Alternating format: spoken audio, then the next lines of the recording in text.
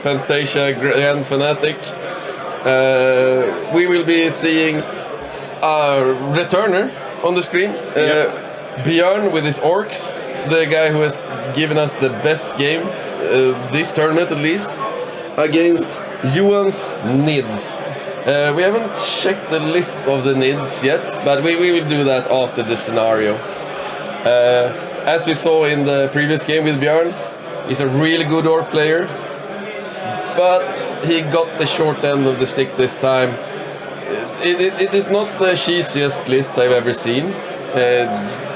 It's good because it's Nids. Doesn't really matter which high fleet or whatnot. But I think Björn will have a real uphill battle, even after his last showing. Yeah, it's a lot of the output of the Nids gonna just kill stuff in the Orks. They're just gonna kill stuff. Like the Harpy, it has the Venom cannons, because he has a Harpy in the list. We checked it before we went online. And that will just kill like 3 or 4 bikes every turn.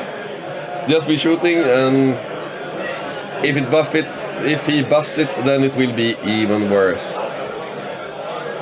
But we can start this off while they are discussing their lists with the scenario.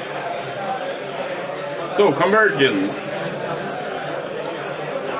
It's leading from the front.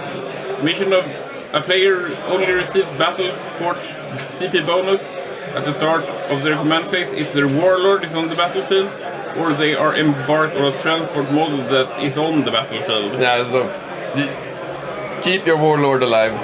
Should be no problem for either player, I guess, except for Orks, because the Tyranids are so killy. But we haven't checked the list yet, but I guess that the warlord will be a zoanthrope. Neurothrope, I meant. Then we have 2 primary objectives, which is at the start of each player's command phase, the player whose turn it is scores 4 victory points for each of the following conditions satisfied. Control 1, Control 2, and Control more. Yes. The Corrupted Ground. At the end of each player's turn, the player whose turn it is scores 4 victory points if they control the objective marker in their opponent's deployment zone. Score 2 victory points if they control 1 or more objectives markers in no man's land. And loses 1 victory point if there's not controlling the objective marker in their own deployment zone. A player's victory point score can never be reduced to less than 0. I kinda like this scenario for both lists, really, because it's easy to take the middle objectives in no man's land, so both of them will be able to score Corrupted Ground pretty much every turn. Hold 1, hold 2 makes it easy for Björn with his Orks to just hold his own objective and then go out, take 1 objective, let the stuff on that objective die, repeat infinitum. Same for the Tyranids though. They are of course slower than Björn's Orks, but they can still do the same. They sacrifice 1 unit and repeat over and over. So I think it's a good scenario for both players. So what do you think? Yeah, it's decent enough. I think that scenario-wise, maybe the Orks are a little bit faster than the Nids on average, but the killing power of the Nids is quite much higher. Immense, actually. But we said that yesterday as well, and we look like complete buffoons. So I'm not going to discount Björn, but he got an uphill battle. Yeah, it's quite an uphill battle. While they are discussing lists and setting up, let's go through the lists. We can start with the Nids, unless you have the Nids, the Björn's list up. I don't know exactly what the team name is for the other team. I will double check with Johan.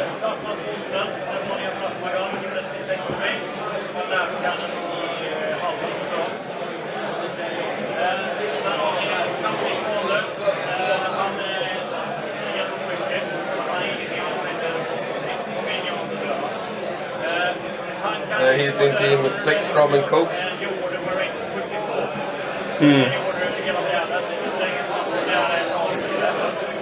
So we have two returning teams, Xenophiles and Sex, Rum and Coke. Well, they've been playing well the entire tournament. They're really crushing the opposition. But Xenophile played a draw last game, as we heard on the stream. Yeah. And sadly, it wasn't that impressive. No. The Tyranid list is a Leviathan list with 3 Tyrant guards with Lash Whip Bone Cleaver and 2 Rending Claws. A Hive Tyrant with Heavy Venom Cannon, Lash Whip, Monstrous Bone Sword, Hive Nexus, Roxism, Smite, the Horror, and he got the Relic... Reaper of Obliterax, I guess. No, the Shard Gullet. Yes, the Shard Gullet. Oh, interesting. He's going for a range. Toxin Sax Warlord. So the Warlord is basically the Hive Tyrant. Well, it defended Perfectly behind... adapted. It makes sense. Defended behind the Hive Guard, he can boost them up, boost it up with in fact, because I guess, is it a Neurothorpe in the list? Somewhere, I haven't gotten there. Okay, keep going. 2 5s of warriors with... Oh, sorry to interrupt you, Leonard. Thank you, Shalon, for the follow. With 4 Bone Sword, Death Spitter, 1 Venom Cannon in each. Yeah, classic. Harpy with Heavy Venom Cannons, Synaptic Enhancement. So he's Synaptic Harpy classic. Yep. And then he plays a unit of zoantropes outside of the Force Organization chart, and a Neurothrope. Here you go. With Hive Nexus, Onslaught, Smite. He has the World of Trick Synaptic Tendril. Yeah, of course and it does. Resonance Barb. And that has Paroxysm on it. And then he plays a Winged Hive Tyrant with Adrenal Gland, Slash Whip, Monster Bone Sword, Hive Nexus, Neural Parasite, Psychic Scream, Smite, Reaper Obliterax. There it goes. Adaptive Biology. Yeah, he's doing the classic super tanky, kill everything I see Fly Tyrant. Yeah. And then he has 10 Gargoyles in a unit. Then another 2-5 units of 4 Death Spitter dual Bone Swords and 1 Venom Cannon. Yeah, so he has 4 units of warriors. A Maleceptor, a unit of 3 Venonthropes, and an Exocrine with Voracious Ammunition. It's a spicy list. It's a very spicy list. Sure, I would prefer to have a double Harpy rather than the Exocrine at the moment. I'm not sure. I can hide the Exocrine a lot easier. Yeah, but he could get a Harpy with a 4+ symbol. Just For one permanently. turn. Or, yeah, you could adapt it, sure. Yeah, adapt it. And then you get the Synaptic Link also to get all the buffs. If he needs buffs for some reason. I would prefer that, but it's a spicy list. We sort of kind of know what Björn is feeling. A shit ton of Deathcoptas and bikes. 1 War Trike, 1 War Bike, right? Let's see, he has War Trike, Squig High Tires, and it's also the Warlord. It's a Speed Freak Evil Sunz list. Hoku, Deathkiller War Trike, Deathcoptas, 5 of them. I think he had 10 in total. Megatrex Scrapjets, 3 of them. Shock Jump Traxlas, 1. And Vasboom Blast Jet, the MVP from the last game. And he has another Outrider detachment, that's even sunz. Wall boss on wall bike, brutal and cunning, the killer claw, and big boss. The kill everything it touches boss. Yep. And then he has a few knobs of war bikes, only 3 of them. 2 units of 3. And then he has 2 units of 3 normal war bikers. 3 units of 3 normal war bikers. And the bus boom blast it. Yeah. And we've seen this list before. We know what it's gonna do. It's gonna jump back and forth, shoot missiles. And if he rolls as he rolled last game, I suspect that he actually has a chance against the Tyranid pieces. But he needs spicy rolls. No doubt about it. The problem that the Tyranid list poses to the Orks is that a lot of the Orc shots gets -1 to hit from the Venom Throps aura, and apart from that, all those missiles that Björn is gonna fire only gonna wound on force. Yeah, and that is gonna be what pushes it into the Tyranid's favor. Yeah. That army-wide transhuman, I guess he will do the entire army can consolidate, heroically intervene, because he's not worried about Overwatch, not against this army. He could take +1 to charge.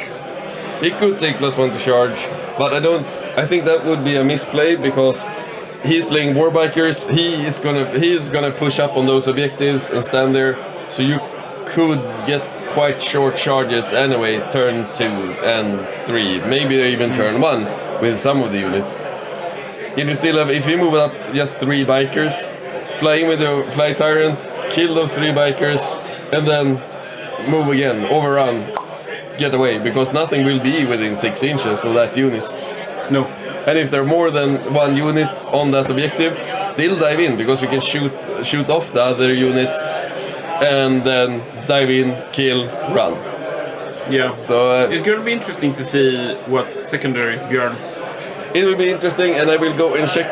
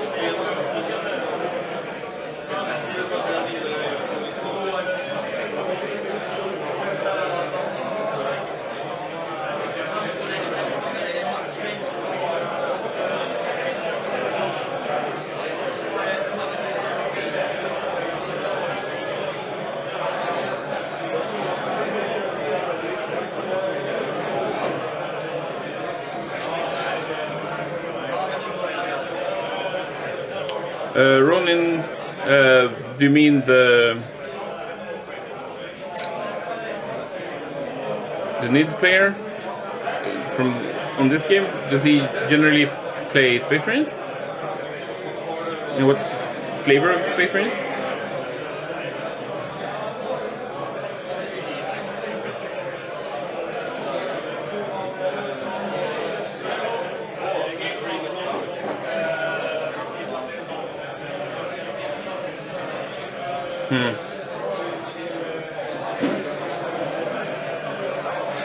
We've tried to make the camera better during the break?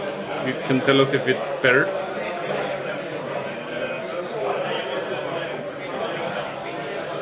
Cool. Well, yeah, that's a bit sad.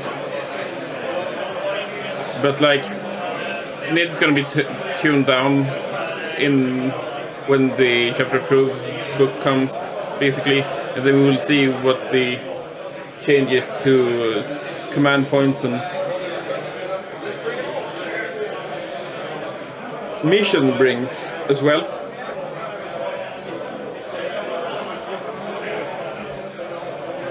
I have returned. You have returned! And we have some secondaries that I dropped on the floor. Let's see. We will start with Björn the Bear Björnilito.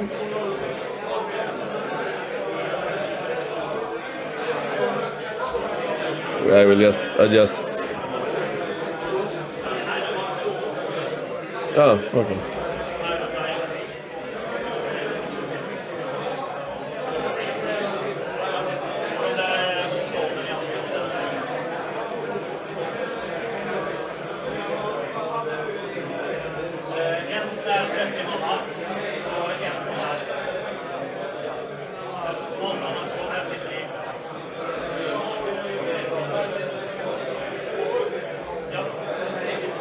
I changed my mind because I have started with Johan and his Tyranids, and we will have Bring It Down.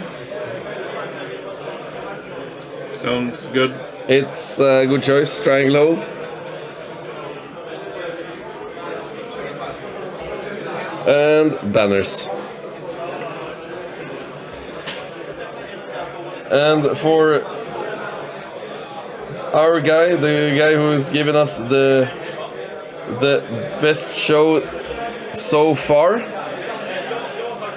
we have, let's see, we'll just clean up the last game. Bring it down. No prisoners.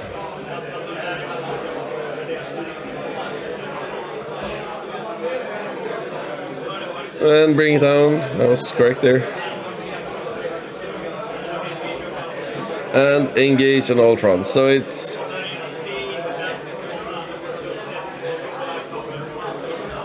we go.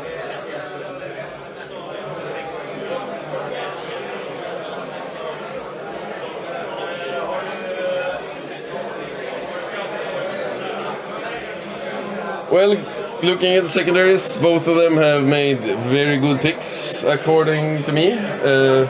If we start with Johan and this Leviathan, that is exactly what I play, especially against a list like this where you have so many vehicles. Bring It Down is a no-brainer, too many vehicles. Stranglehold because you will take the mid board, you need to be there at least. And Banners because you have actions. Yeah, and he can one turn use an imperative to let him run and do actions anyway, so it doesn't prevent him from taking the board. Nope. And then we have Björn's. It's pretty much no-brainers. No prisoners, Bring It Down, and engage on all fronts. Yeah. They are no-brainers. He's so fast, so engage on all fronts must be one of his standards. I would be surprised he hasn't played that one in all his games. Bring It Down. I think that is a desperate pick. Sorta. Because he only has like 4 monsters. Hive Tyrant, Maleceptor, and the Fly Tyrant. Exocrine as well, okay, he has actually 5, so he will have 14 points if he score everything. No. How am I calculating this? It's not a bad pick. It is, though, dependent on him actually tabling his opponent when he takes 2 killing. Yeah. And I don't think he will do that, because he's relying on his high strength, high AP, and none of it will make any difference against the Tyranids. Nope. And that is the problem. He will only be wounding on 4s. Tyranids might get an invulnerable save or And he can just place a strat to make his warriors take 2 missiles instead of 1. And oosh. As we said, this is Björn's game to lose as little as possible. We know we said that last game as well with Björn. But this time... we actually mean it. Now we actually mean it because we actually know how Tyranids are played. At least I do. I don't know how many games you play with Tyranids yet. You're still painting, right? But yeah, this is absolutely Björn's game to show what he can go for. We're doing the same setup as last game. A ton of death copters in the little castle. Aircraft ready to zoom out. Would you go for the... I would go for the planes as early as possible. Yeah. Me too. Because when he loses his exocrine and his high tyrant, then it's done. Then you can't touch the aircraft, basically. Yeah. It's a lot of plonk shooting then? A lot of plonk shooting, and the plonk shooting will do nothing. It may be the regular venom cannons, but then it is a bit... You can smite it out of the air. Yeah, you can, but they will probably be in the back line, and you really want to push your zoanthropes up together with your venothropes, just making them more or less invulnerable, especially against the orc shooting. Because now we need to remember that Björn will only be hitting on 6s. Yeah. Because his evil sunz, he doesn't even get the buff if he kills anything. It's 6s straight through. So, let's see here. Balefire Forge. Okay, Axel Rydén. Oh, hello Axel. Fin stream, kul med final. Yeah, thank you for joining us. Yes, it's gonna be an interesting final. Björn has given quite a show so far, and we expect a show now as well. We do not expect a win, but we expect a show, and that's all we care about. We want the spectacle. We want blood. Exactly, blood. And the Balefire Forge out. How did it go for the Chaos Knight players? I really don't know. On average, really well for Titanic. For the Titanic users in general, I would say that the thing with the team tournament format here is that we have one table that's very sparsely. It's a really sparse terrain. It's really hard to hide. You can hide a few units in your deployment zone, but that's it. And this is much more densely populated with terrain than the other table. Yeah. And we did that on purpose. Because we wanted to make it interesting in the matchup. Yeah. Or we didn't do it, because we have nothing to do with that. But the TO made it that way, just to make it interesting when people pick the tables. Yeah.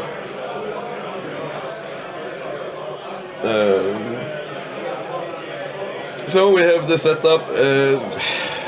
Isn't that much to say about this setup, really? Here we look at, we will zoom in here for us. You can't see that, but we're zooming in. The orcs are just turtling up, only exposing the flyers because you can't really hide them anyway, and then the cars. Getting ready to zoom out onto the objectives, start scoring that secondary, the primary, secondary, what do you call it? Primary is if you're talking about the objectives. The objective, and then you have that you need to control things in the midfield. Yeah, the primary objective. Yeah, the primary Mathing. Tyranids, nothing interesting there really. He has positioned himself like a bunker with gargoyles ready to zoom in, and here the turn one starts. Tyranids gets first turn.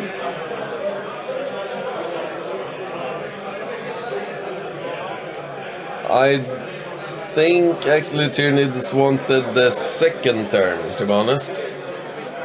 Yeah, it would become a bit easier. Because now he will be outside of smite range. He will be... He won't be able to do the damage he wants to. He seems to be just tucking in. Yeah, he's putting them on top of the ruin just to make it easier to show where everything is.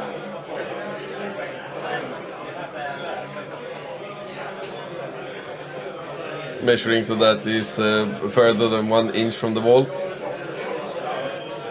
Smart, clever, keeps the flow of the game. Advances his Tyranid warriors. He wants to get them behind the cover, but... That's a weird way around. No, they're breachable. Okay, the pieces are breachable. I think they are playing them as breachable, and you don't need to climb them. As they should, because they are containers, but they are also obscuring, which containers aren't. So, I think they just play them like ruins. And it makes sense. Fair enough. He's conga lining them to get... What? Why is he conga lining them? Anyway, he gets one of the victims at least. I expect the Maleceptor to move up and take the center board like it always does.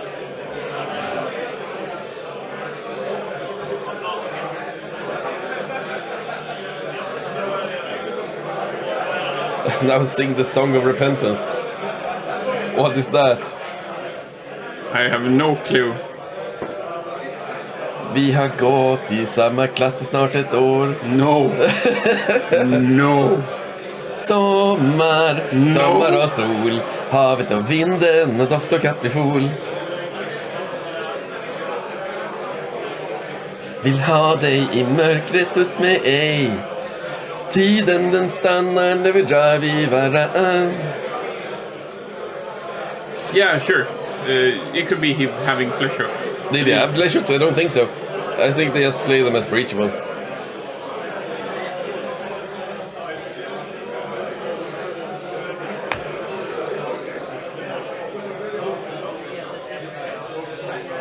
It doesn't say on his... That it doesn't have flesh hooks. Yeah, some of them have. One unit has. Okay, then maybe it is the flesh hook unit that's climbing over the... It might be. It's really possible. Sadly, we can't update you on the other tables.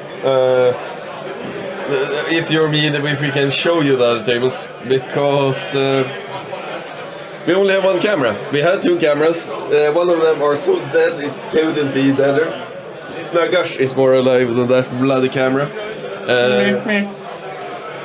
So we only have one table, but I can take a walk and see how things are going on the top tables. Yeah, if you are interested in anything in specific. Yeah, you did. And if you're interested in a specific person, we have time.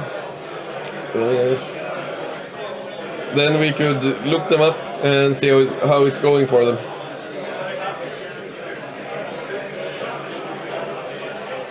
Blacklining Marines. Heretic Marines or regular Marines? Blackline. Is this a term I just don't know about? Blacklining? And that is? Painting black lines. In shadows and stuff. Some might call it panel lining. Or just splashing paint. Nah. Splashing paint. It is the official term. But no, I do not want the Blackline Marines. It's so boring. It's so incredibly boring, the Black Line Marines.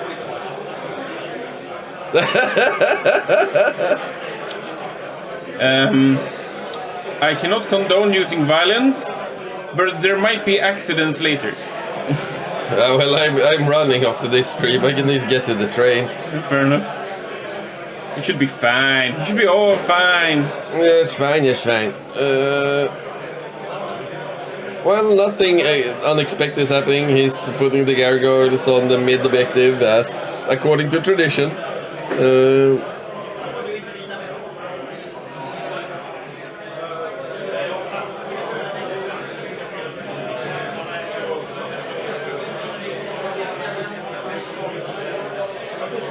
Do you know what biomorphology he shows?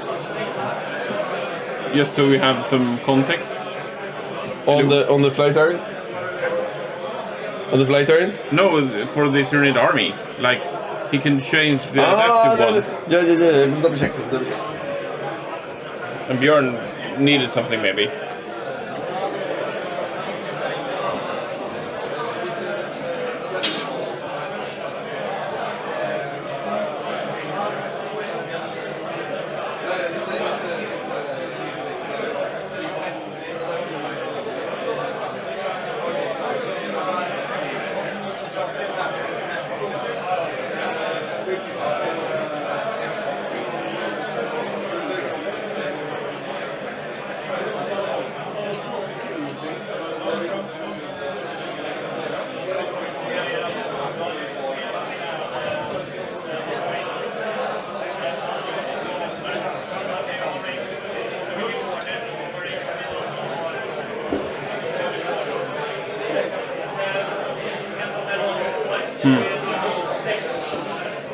Fantasia North Sweden.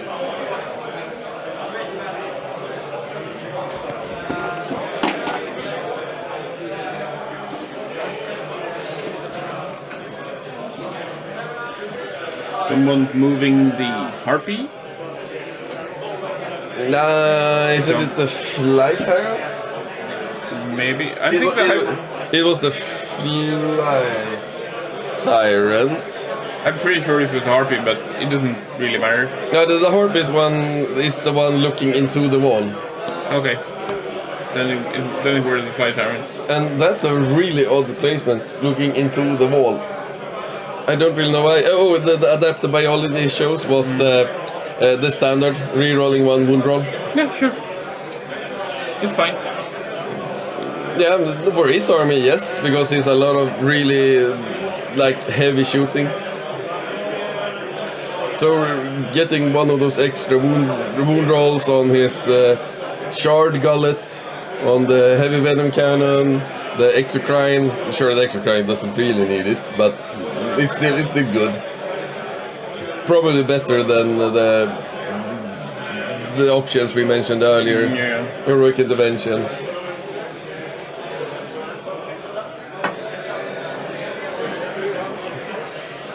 But that's the problem for Björn right now. He's facing an army that he can't shoot. Yeah. And Björn's army is very shooty focused. Because he's mitigating the one weakness Orks have. They can't take damage at all. But now the Tyranid player has the perfect counter. -1 to hit. Boom. All the shooting is gone. Yeah, or at least neutered a lot. Yeah, like an entire 5-man squad. It might get 4 or 5 hits. And half of them will be wounds due to transhuman. So 2 or 3 wounds. Sure, he might kill 1-0 to 2 warriors each turn. But that's not enough. No, not really. No, not at all. So, but then the Tyranid player needs to stay in a death ball, basically. Because the aura is only 6 inches, unless he's extending it with the CP strat. Yeah, well, he got warriors. He could spread out the warriors. Yeah, but the foul spores from the venom throw Ah, you're talking about those. Yeah. You need to stick in a death ball. But he can give 1 or 2 turns. Because he doesn't need to win big. They all are already in the lead. So he just needs to win. Winning big is not necessary. I will double check the other pairings on the top table to see if we have something interesting going on. Yeah.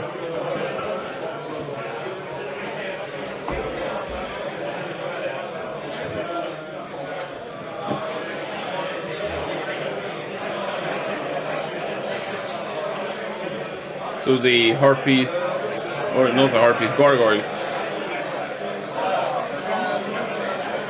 He killed one of the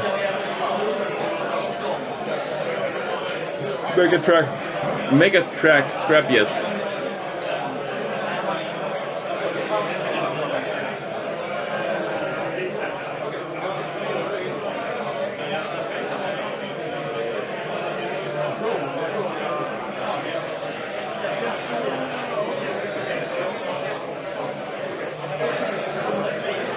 So the other top tables are Holikin Tau, the Tau play we saw last game. We have Tyranids versus Eldar.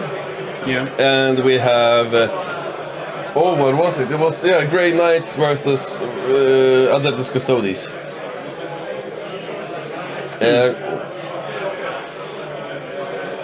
So we're having a battle on Terra for the Terminus Decree. Indeed. But wasn't the Terminus Decree on Mars? No, Alright, it's on Terra. Yeah, it's for killing the Emperor. Maybe. Maybe. We don't know. Not really, but probably. But you need to kill him when the time is right. Yes, whatever that is. Yeah. The Inquisition could probably answer that question if you could dig through their archives. So, as the previous game, almost all tracks are dead. One is still alive, but...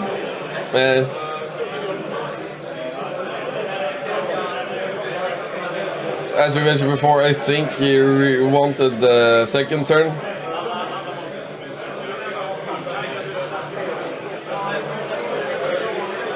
Time for the Orks to do their thing. Landing the plane in the back of the army. Trying to snipe something. Maybe the characters and the squishy things in the backline. If he can get to them. Well, killing the Venotropes would be amazing. Yeah, that would help a lot. If he could kill off the Venotropes, then he has a game. Yeah. As long as the Venotropes are alive, he will be fighting on the back foot, non-stop.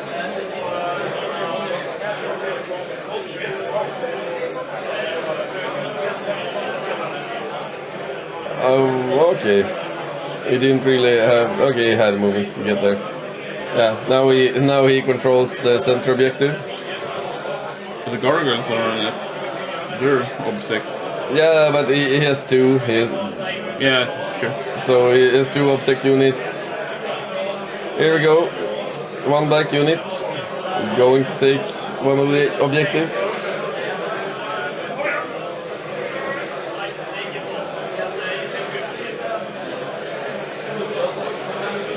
Nice secure play.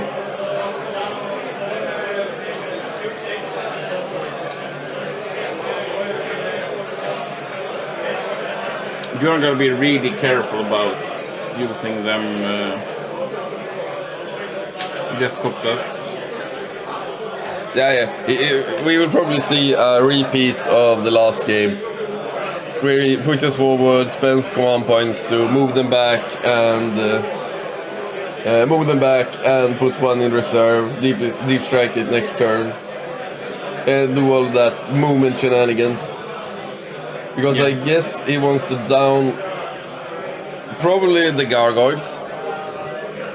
Because the more he kills, he just needs to get out of 6 inches. So if you can kill like 5 of them, then they will run because they don't have any leadership. Then I would guess the other aircraft want to kill the Venothropes, just to make the rest of his shooting so much more efficient. Yeah. And then jump out, kill the Harpy. I would guess. Okay, teleported the truck. Going for the 9-inch charge onto the warriors.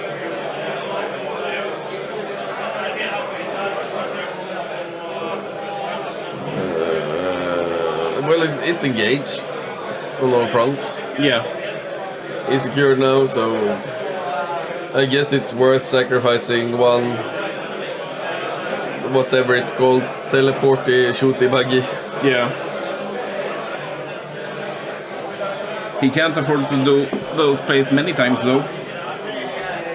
Because No, but it's definitely Word is gonna clap it.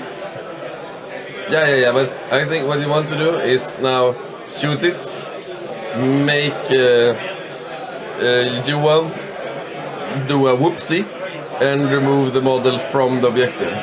Yeah. Because sometimes you don't need to do the smartest thing, you just need to see if you can make your opponent do stupid things. And he's still scoring victory points from engaging all fronts, so it's worth it either way, I would say.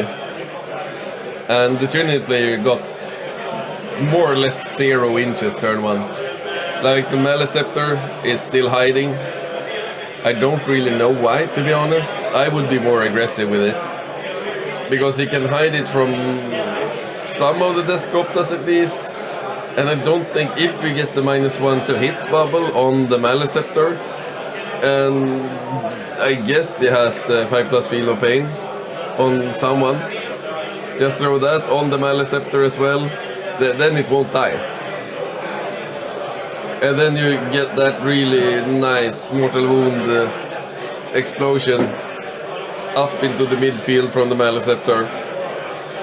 And you can start making bank. But now it's just giving the Orks the initiative. Yeah. It's like, I'm not gonna score this turn, I will let you score, and you will score the last turn. Is it enough to lose the game? Maybe. It's a maybe, baby, but still, I think it was a bit of a mistake. I think he turned too hard. He could play more aggressively. Maybe he's afraid of losing it turn 1, like. But then Björn commits at least 2 of the Death Copter units, or a plane and a Death Copter unit or something. But the thing is, he doesn't need to commit them, because I guess that the backline, the leftmost Death Copter unit that is moving right now, that is probably the unit that will jump back into cover. The other one he will put in strategic reserves. Yeah. Sure. So, turn 1, before anything has been killed, Björn has a good position. Is it amazing? No, but it's probably the best he could be in. Maybe. And he didn't lose that much, he only lost like 2 trucks. 3. No, 1 survived, right? I don't think so, I don't see it. Because Right. the 3 mega trucks trapped it died. Yeah, all 3 died. Yeah, that's life, basically, in 40k. If it's not hidden, it's dead.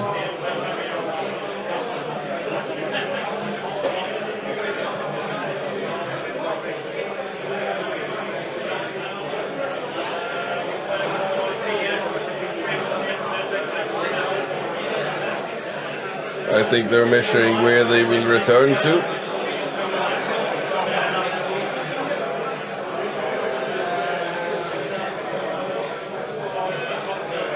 Johan seems satisfied that everything can shoot and fall back.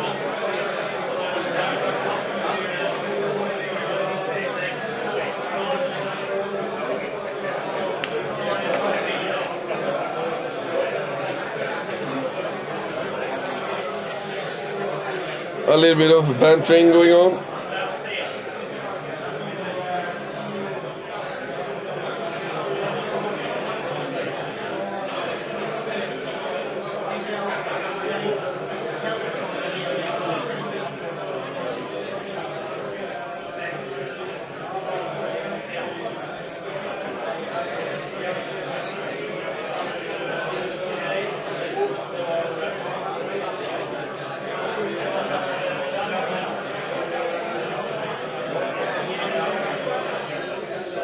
Legion. Balefire is asking which Legion our 30k army is gonna be. No Legion. Heretic Mechanicus.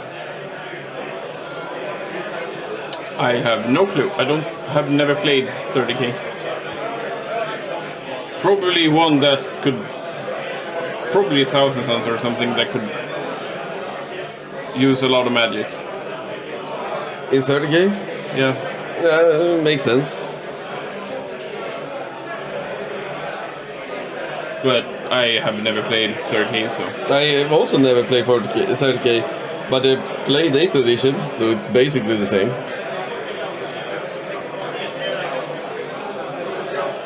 No, it doesn't have dark mech, but in my big box I have many dark mech. He made his own. Yeah, I made my own. He cooked his Play-Doh and... More or less. I had a ton of AdMech bits. So we're going... No wonder the amount...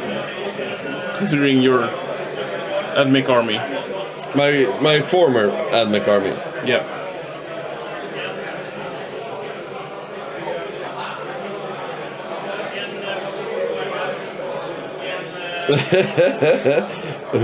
Balefire Forge, yeah. You need to try everything you use. I eat and Play-Doh, green stuff, brown stuff, the black-gray stuff. I would not recommend the stuffs, so to speak. The green stuff, gray stuff, and brown stuff. They taste like shit. And pretty cancerous. Yeah, but I've worked in the metal industry. I've seen worse. Yeah. I spent 2 summers digging through arsenic filters. Yeah, it's just as bad as it sounds. It's a filter filled with arsenic. Yeah, that's correct, Roland. Yeah, it's 7th, but it's basically the same. The 8th was just... No, yeah, 7th, yeah. Did I say 8th? 8th, you said 8th. I said 8th, yeah, it's 7th. It's a tweaked 7th. Yeah, it's a better 7th.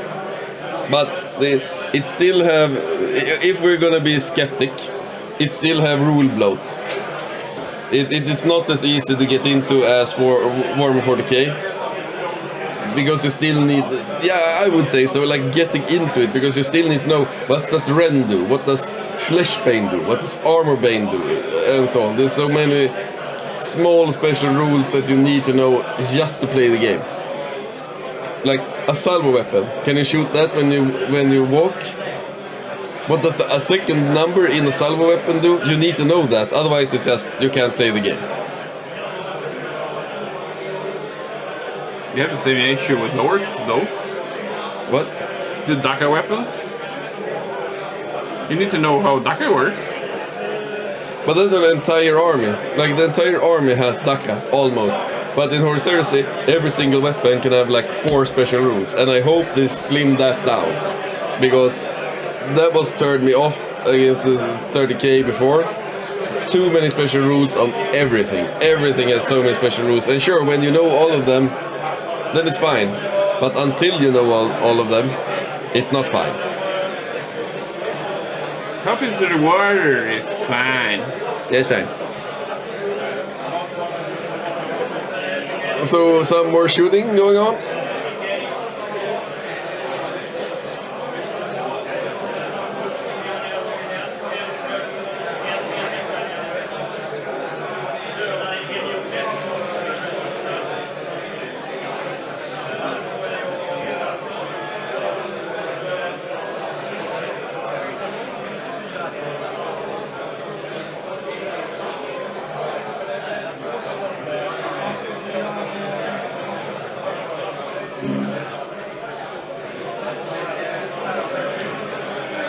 Okay, they suddenly stopped doing anything. They're discussing something? Probably.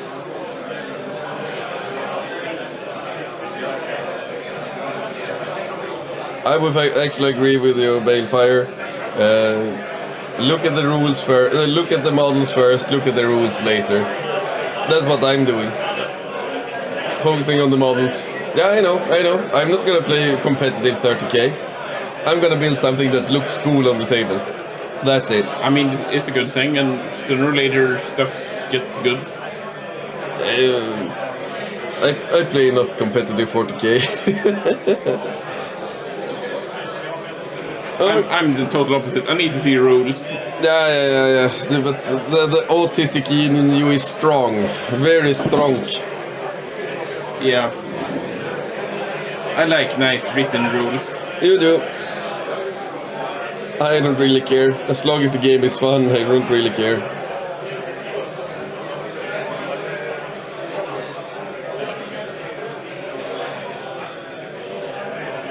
Okay, he actually managed to remove the harpy.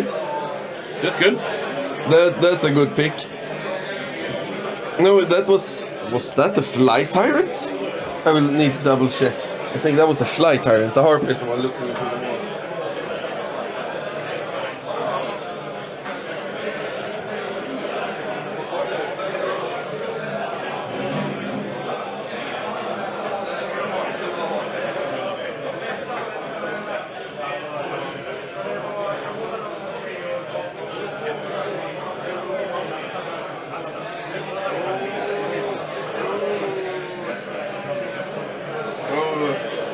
I went out talking to the guys.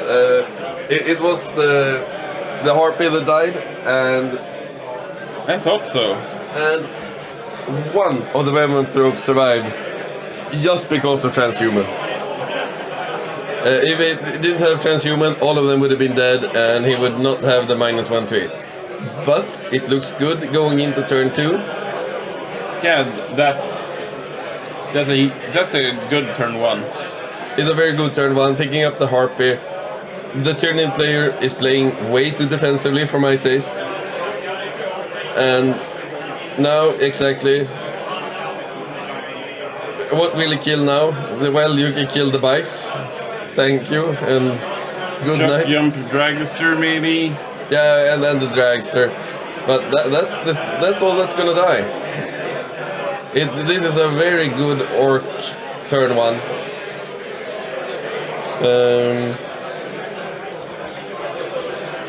Björn is showing us why he is one of the best orc players in Sweden. Oh, he made the charge. Charge! Wog!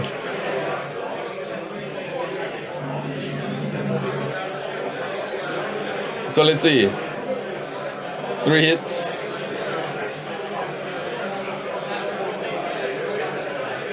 Three wounds.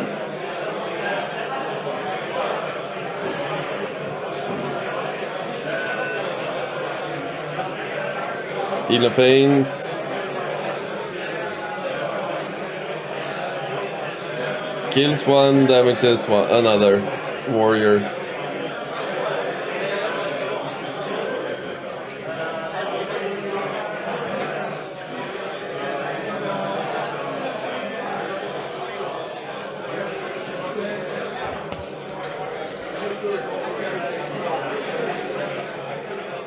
So the dragster has 4 attacks.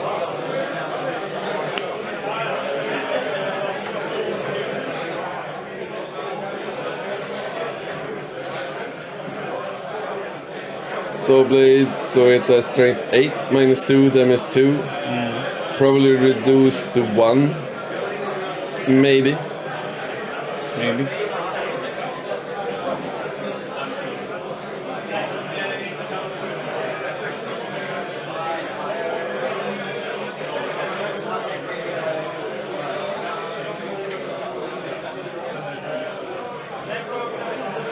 And yeah, it detonated. I don't know. Yeah, that's the thing. Why did he charge? Because that was not unexpected. Not unexpected at all. That the shock jump Draxias dies from the warriors. They punched so hard.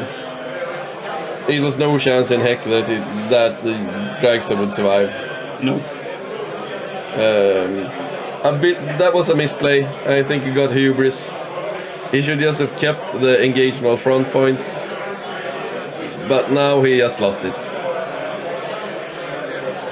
And he gave away an asset in the opponent's turn for no reason at all. And points, by the way. And points. He gave away 1 point. It's 8 wound, so 2. So 4 hits and it's dead. He should never charge with it.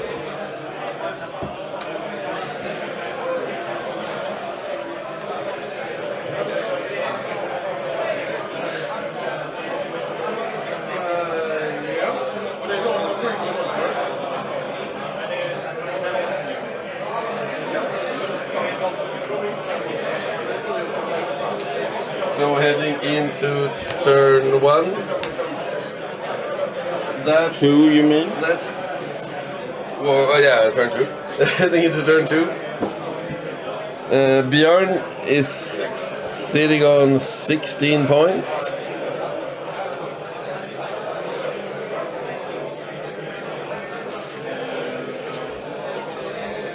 And Johan is sitting on 18. There we see it. It bit him in the ass. If he had just kept his cool, let the shock jump Dragster stand there and die next turn, it would be a 17-18. But now it's 16-18, behind 2 points.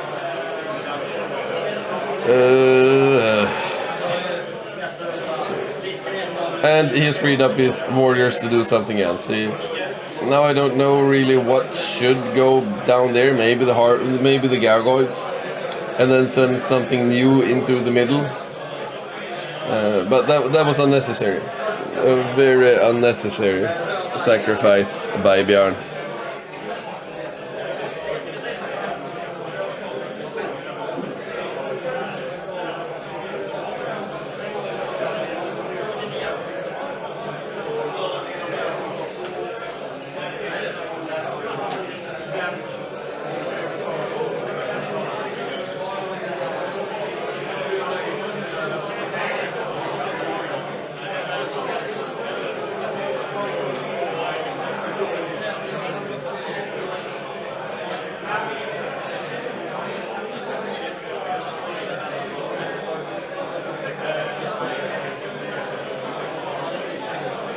Gargoyles moving up. New gargoyles. I guess the old gargoyles will go to the warrior objective. Maybe. No, that's just one unit.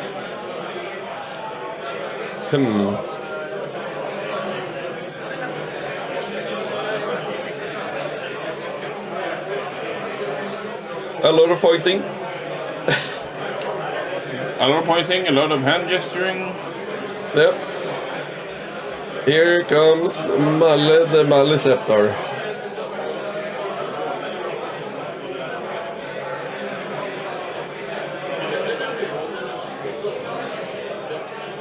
And it most likely has the buff from the Neurothrope. And then he will probably just smite them off the objective, giving him it back. But then again, the damage bike unit has done its job. Yeah. And he has a replacement unit just waiting in his deployment zone to take the objective from him again.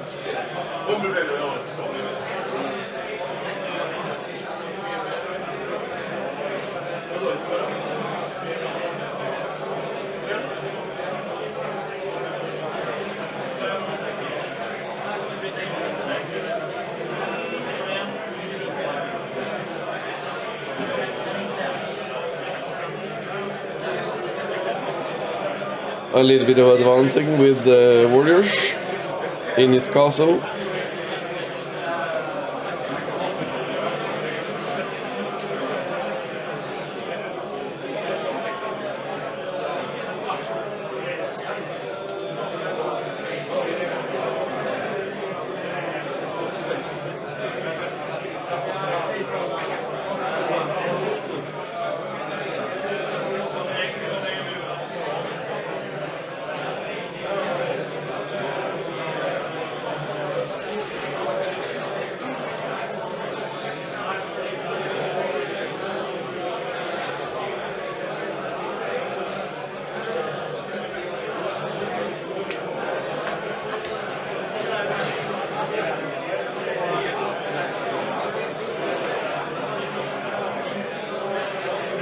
Let's consolidate the objective. He's gonna...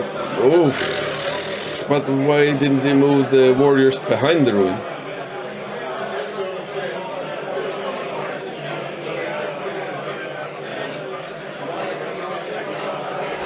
Is he trying to bait Björn to do something stupid?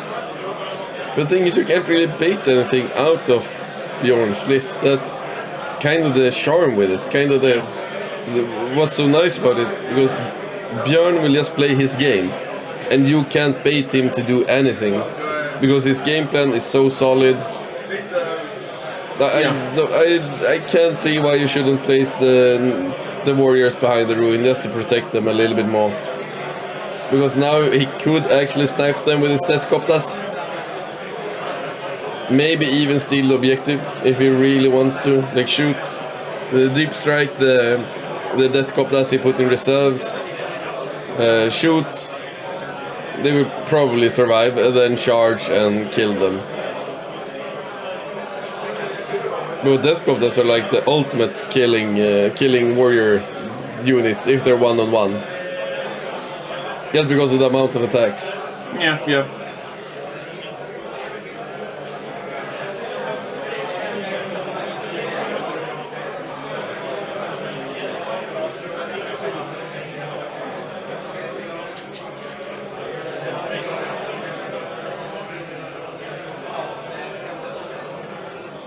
A little bit of scooching, a little bit of shimmying. I guess the Exocrine will try to shoot down the airplane that's hiding behind his lines. Because we can't really see it on the stream, sadly.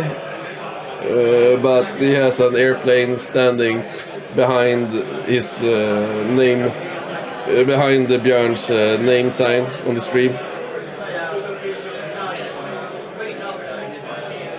Oh, he's also sending the Hive Tyrant back to kill it. The Fly Tyrant.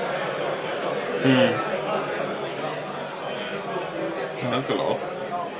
Maybe he's counting on charging it, killing it, because he can kill it with a charge.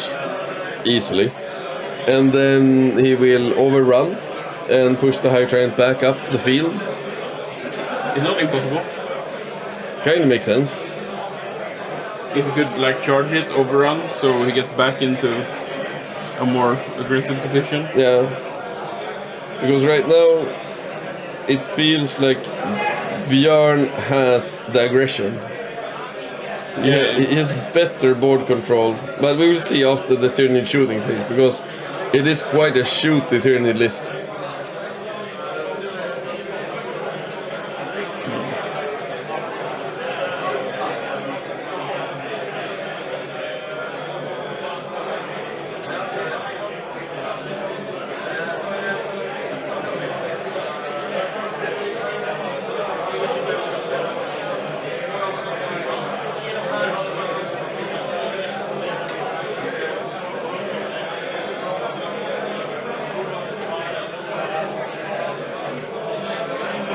More hand waving. Yep.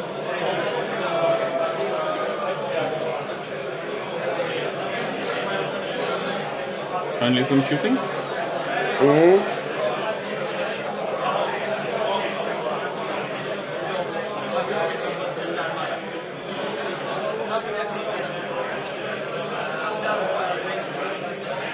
Hand waving, hand placing, hand swirling.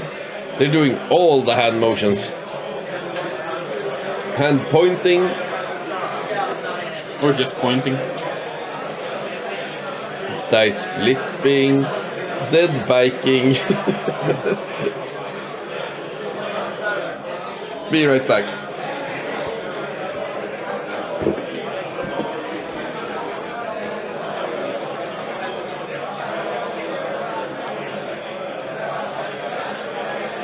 So spending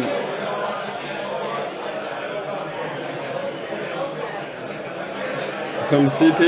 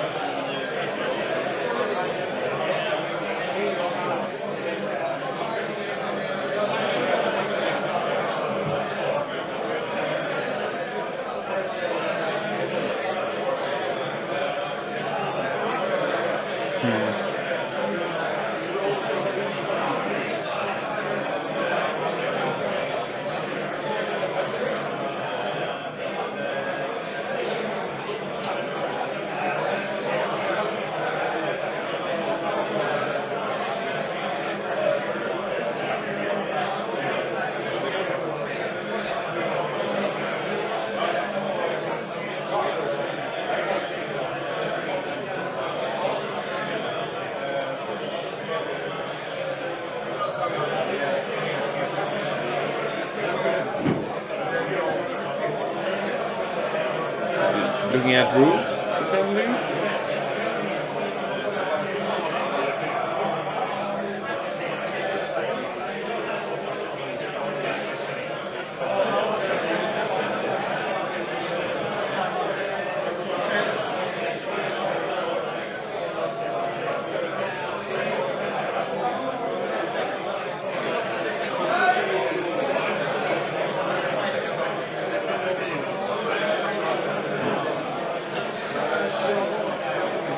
So now their warrior's gonna shoot at something there.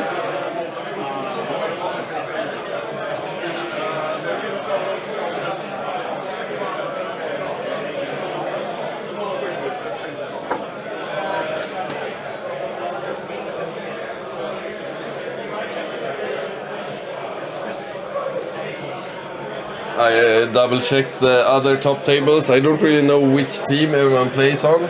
Because sadly I don't know all of these guys. But I know that Björn's Tyranid player, who is facing Eldar, I think, it seems like he's ruffle stomping. Not fun. Yeah, he's crushing. I think that will be a win. But we will see. Eldar might claw back.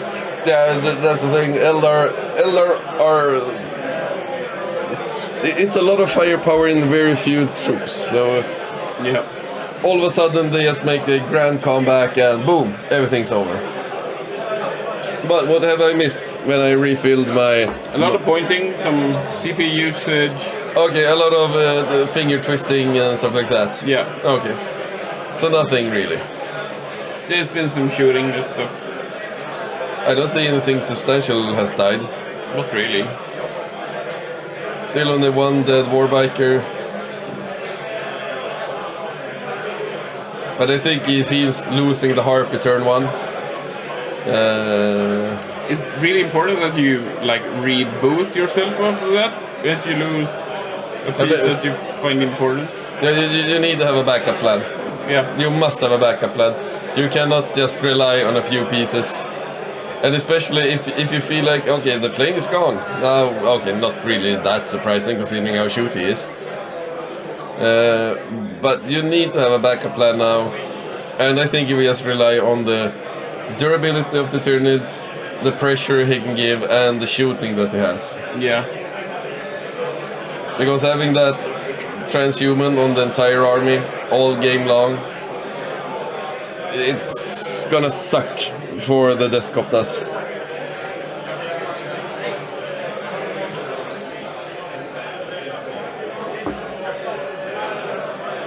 Because sure, as long as you can shoot at the big stuff, but the problem is you usually don't shoot the big stuff, you shoot the small stuff, and when you start shooting warriors with rocket launchers, then you're doing something wrong, because you don't really want to shoot warriors with rocket launchers. And he has nothing else that can actually kill the warriors proficiently.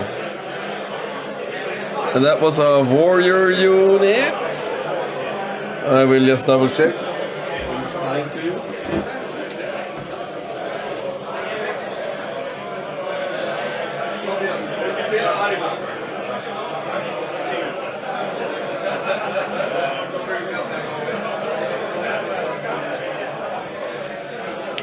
I heard some laughing.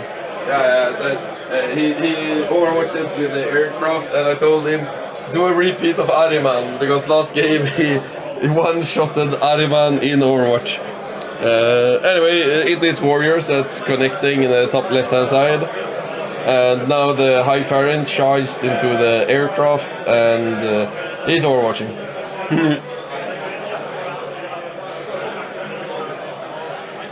I think. No, I didn't go.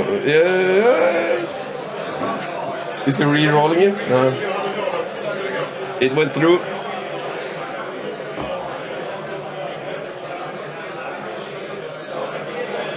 I will go out and double check this Overwatch, but because this can be big. If that went through, then it's big.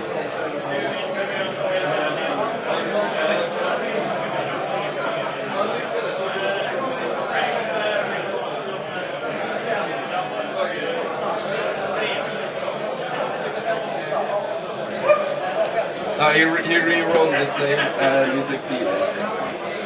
So nothing happened. Nothing happened, and he started fighting with the warriors, going to the bikers. It's dead bikers, and now Björn is in a lot of trouble.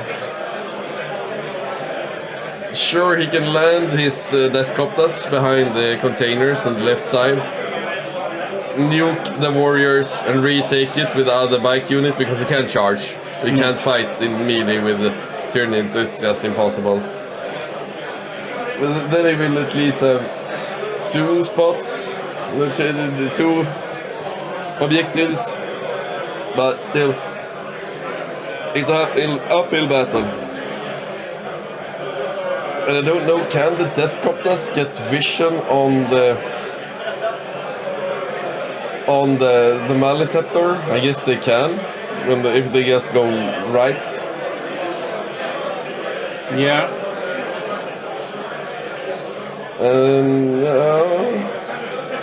But they won't kill a Maliceptor.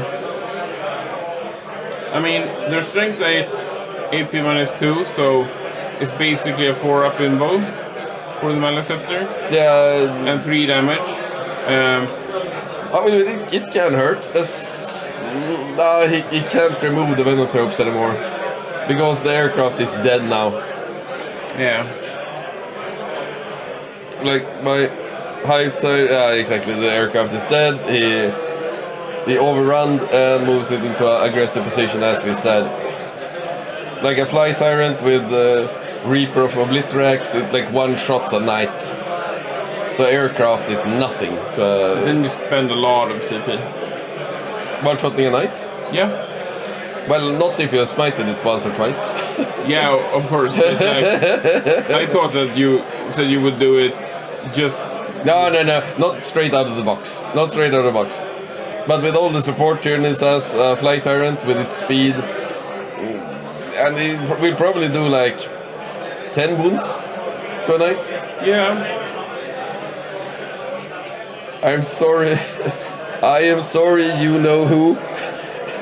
I charged my Fly Tyrant into his Armigers turn 1 before he got the buffs on them. Killed one of them. Went on next turn killing. In his turn I killed the other one. went on and killed one of his big super duper knight warlord. It was a fun game. It wasn't a fun game. It sounded like someone get run over by a truck. train. Yeah, but I want to try to play the leaked balance changes with Nids. With the new point increases, because then I think it will feel much more balanced. Yeah, I've been talking to people that have played like Nids at 1850, because that's like where you should be. Yeah, about this is pretty good. Because right now Tyranids are so strong, and that's why we're saying Björn will not win this. This is all about losing less. He wants to save points for his team. Yeah. And as we mentioned before, Björn's team member who plays Tyranid seemed to be winning his game quite well. It's like it looked like it almost tabled the Eldar player. But you never know. There could be stuff in transports or maybe something in deep strike. I just walked past. It's not like I'm gonna disturb them in the middle of the final game. Hello, AF Keeper. Sweet name. AFK Keeper. AF as fuck Keeper. Yes. Kinda sexy. Anyway, back to the game. Not that anything that interesting is happening, to be honest. Like all players played in this table, they play what I call sexy 40k. It's objective based, they try to stay hidden. Björn gave us a really show. We will upload these streams to Fantasia North and when it gets done, my YouTube channel. So you can watch the games that you missed. And we have a lot of new viewers. As you already know, you're watching Fantasia Grand Fanatic, the first annual Grand Fanatic. We've already booked the venue for next year. We expect even more players then. In Aronsborg Conference Hall in Stockholm, Sweden, but Bålsta, it's Stockholm basically. Anyone who wants to join us, you're welcome.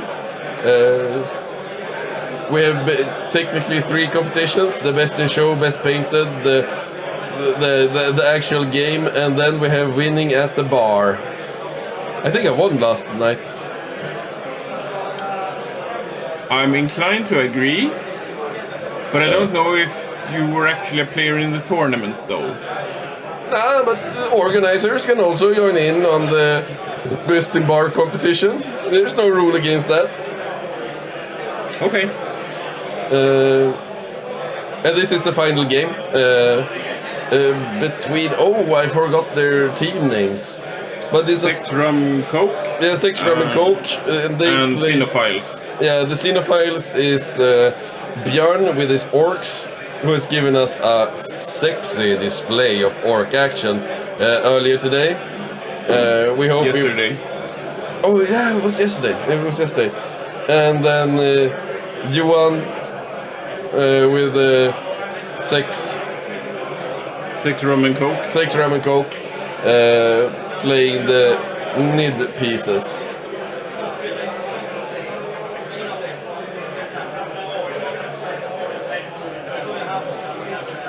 Due to some technical difficulties, we didn't get the extra cameras up, but we will stream this table, and I will be my own table boss. Go out and check the other tables from time to time. But I think this game that we stream right now is probably the most important one in the entire, in this team game. Because we have the powerhouse, we have the Tyranids, and you just want the Tyranids not to win as much. Yeah. And Björn, I think they're kind of smart putting Björn up against the Tyranids, because as we have seen, Björn is an excellent Orc player. as someone mentioned last day, probably the best guy in Sweden. Yeah, I can see that. Probably Sweden's best Orc player. And judging from how he plays, absolutely, I agree. If he's not the best, he's absolutely up there. Yeah, for sure. Rubbing shoulders with the best. And he's playing a bit of fun here, at least just the extra movement, and I can see where he's going with it. Like the popping in, popping out of cover. You want the extra movement to get a little bit further, get a little bit more action, get the bikes up on the objectives. Yeah. It makes sense rather than playing the first Orc game we saw with freebootas. Because then you need to kill something, and again something like Nids, it's not guaranteed that you will kill anything. Same as the Custodes game. Yeah, it's exactly the Orc vs Custodes game. Just you kill nothing, and all of a sudden your trick is just useless. Yeah, okay. But his trick is always good. He has speed, and speed is the name of the game. Yeah. Yeah, well, like every single game I played against you back in 8th edition. I won on speed. I won in the movement phase, not in the shooting phase. Yeah. Except that one game when you nuked both of my executioners with a single shock attack gunshot. But we're not talking about that game.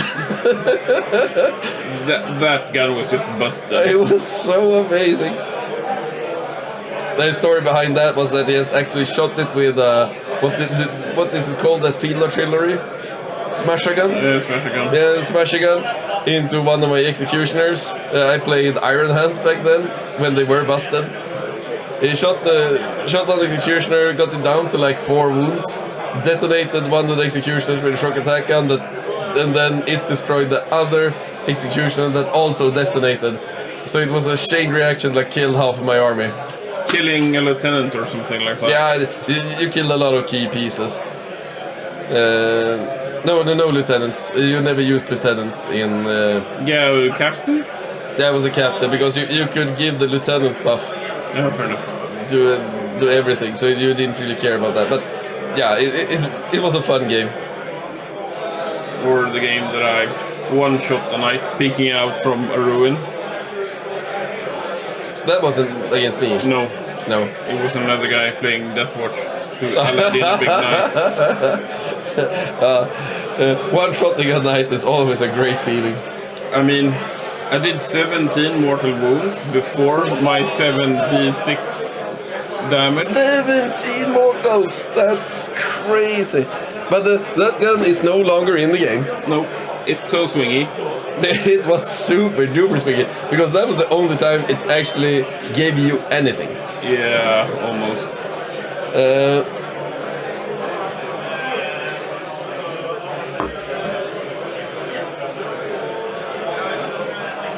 So we had a little bit of shimmying, shimmy shim, moving the models. Nothing that exciting, but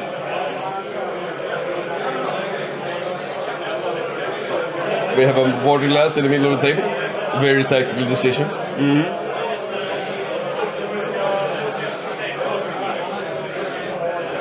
Maybe it's a substitute for like the... This is the end of turn 2, right? Yeah.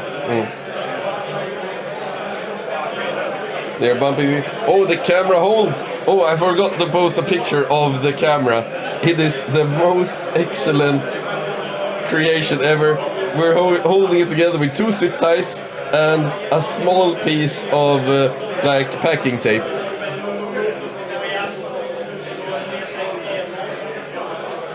It's a sexy creation. Yep.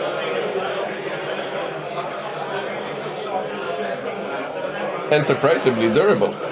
Mm-hmm.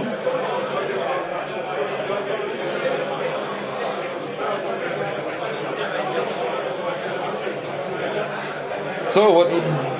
Now when we're waiting on the moon phase, what do people in the chat actually play? We know Balefire. You have already stated that you're a heretic. But the rest of you, what do you play? Do you play, or are you just enjoying the game?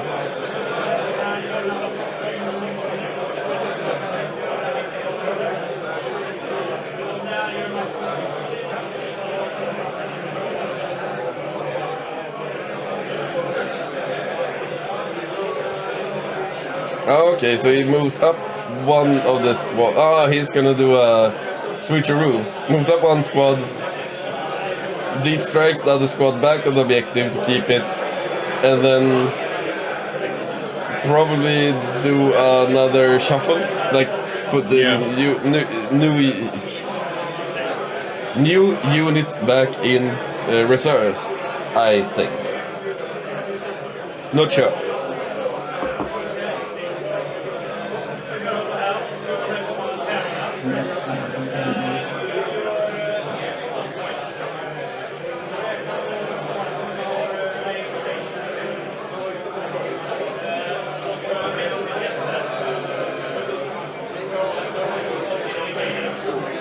So he's moving up the big bike units to retake the objective in the top left-hand side. Makes sense. Should be far from impossible. Putting up another unit to replace it when it dies, if it dies. Also threatening the mid. If the Tyranid player dares to go around it.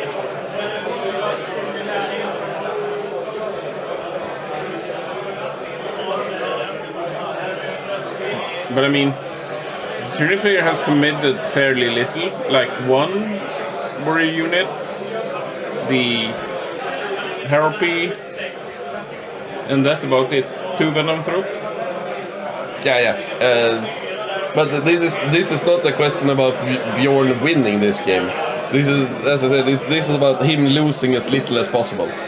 Yeah, but like, if he's gonna lose by as little as possible, he needs to kill more fast. Yeah, but the Tyranid player haven't really exposed anything. Most of it is still in his deployment zone. Like, sure, he has some Gands on the middle objective, can't do much about that. And he don't really want to commit to anything else, because then the high Tyranid will just fly in and wipe it up. The warriors are still on his objective, on their home objective, back in the top corner, top right corner. So, I still think he has a decent position. The problem is that Warriors is underpriced. He has too many Warriors that do too much damage. He can't touch them in close combat, because then he just dies. Yeah, that's one of the issues. Because he doesn't have -1 damage, no feel no pains, nothing like that. So he sorta kinda just need to shoot them out and reduce them to numbers where they don't really matter. But against his list, there are no such numbers, because 4 attacks, one extra if he has adrenal glands. I'm not sure if he had that. That can still kill 3 bikes.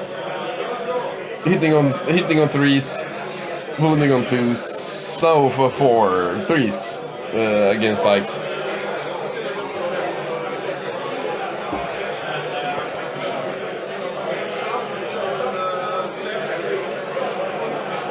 So yeah, but he's doing his Ork's best.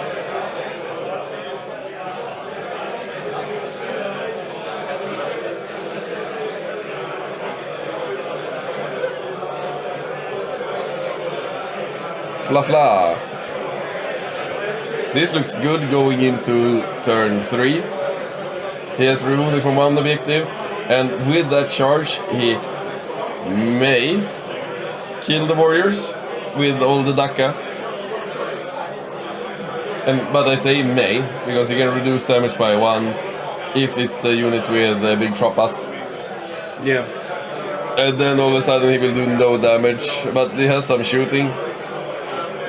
1 warrior down. In top left corner.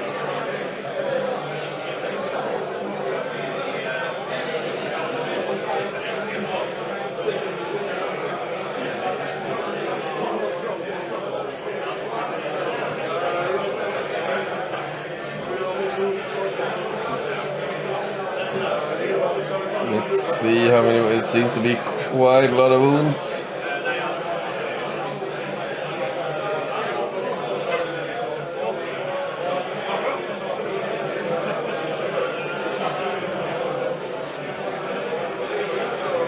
I think that unit is reduced to a single 2 warriors. I will go out and double check.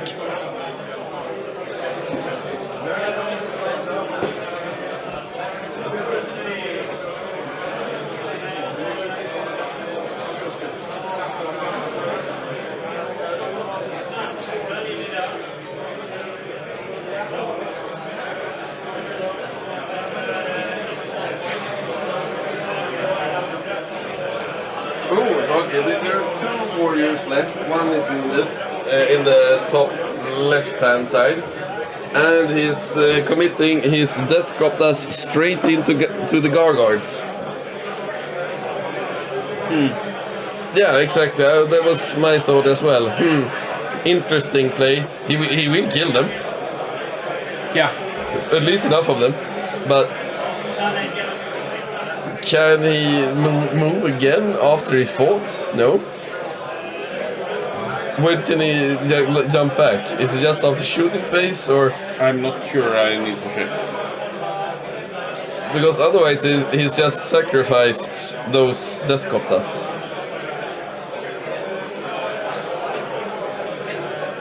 But then again, he didn't kill the venom tropes, so he has -1 to hit on basically everything.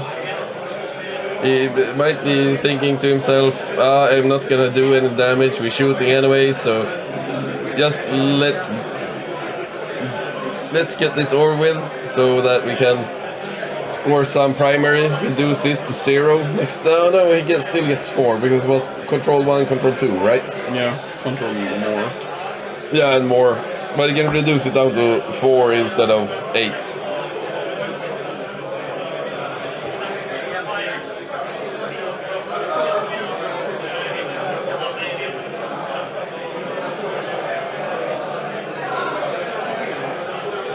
I think he's double checking sign-up range, and he's realizing that he needs to pick models from the front.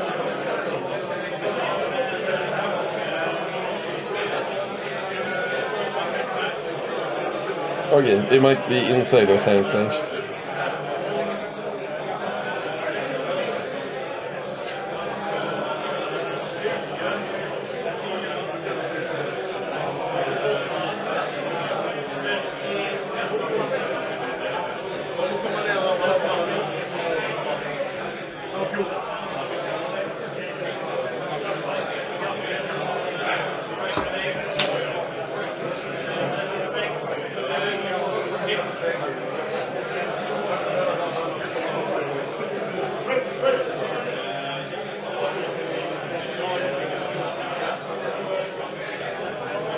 A little bit of measuring going on.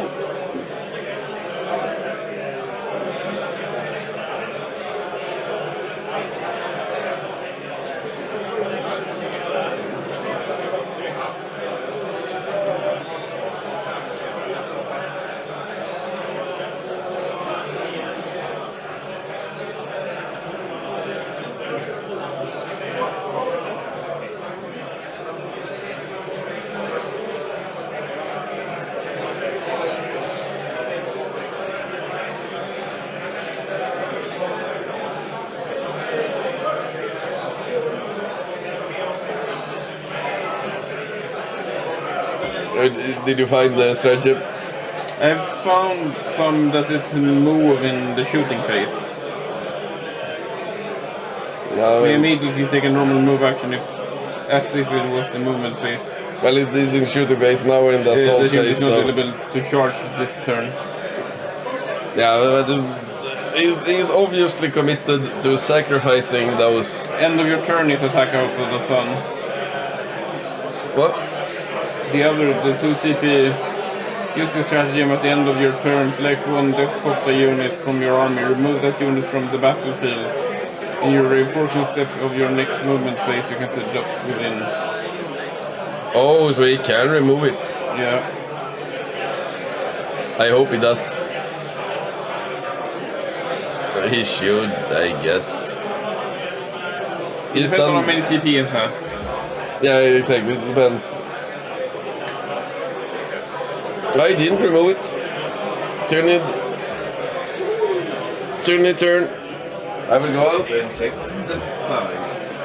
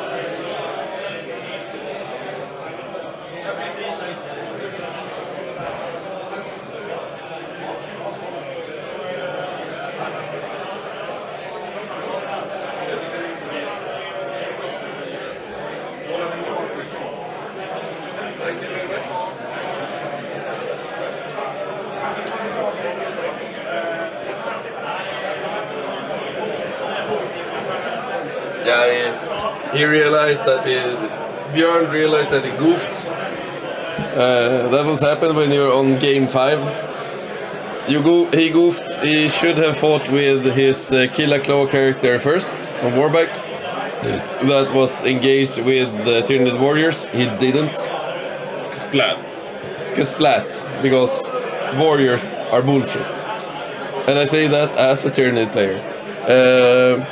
Do we know how many CP he has left? No, I didn't check. One CP. Okay, then he couldn't fight. Nope. Because that was what he was like lamentating about, was that either he fought on death or he put the Death Coptas back into the sky. And putting the Death Coptas are more important than killing those two warriors. But the score, I need to move my alcoholic beverage. The scores at the moment are Björn has 24 beautiful points, and Johan Nidus Maximus has 37. Yeah. That sounds about right. Yeah, but it is not where you want the game to go as an Orc player. No. You don't want to be behind 6 points. No, what am I saying? 13 points in the third turn. Sure, Björn has done a great trading game. Like a really good trading game. Oh, the camera is lagging like crazy. We will try to fix the camera. So everyone, we will just deactivate it and reactivate it. And see what happens.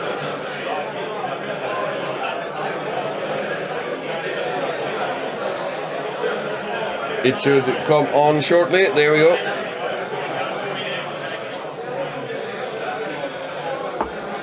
the camera was lagging like insanely. If you see any problem or feel any problem with the sound, visuals, tell us. We will try to improve it. If something we can do from the booth without touching disturbing the players, we will try to fix it. Anyway, going into Tyranids turn 3.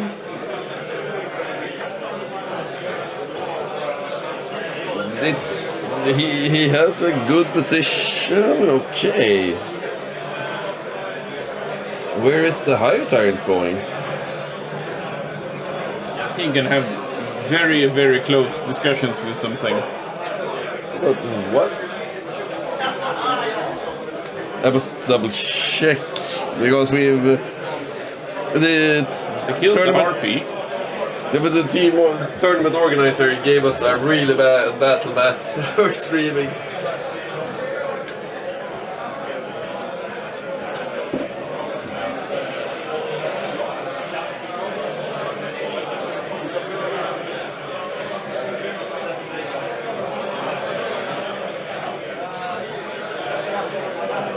We have an hour 40 minutes-ish left on the round where they're gonna be done in good time.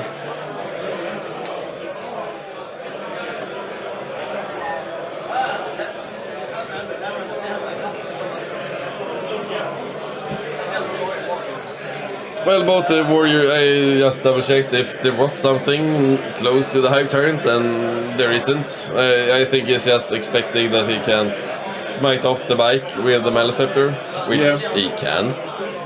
He put the extra casting dice on the Maleceptor, +1 to hit on both of the warrior units. Just put extra dice, like the Maleceptor. No, the Neurothrope. Okay, fair enough, yeah. It's from the Neurothrope, it goes on the Maleceptor. Which makes sense, he really wants to just smite off that pike, so he gets the objective in the center, forcing him to sacrifice another unit to go in there, because he can't really kill the Maleceptor in a easy, inconvenient way. No, not unless he's committing like a bunch of Deathcopters or something with some rockets. And there it goes, the bike is dead.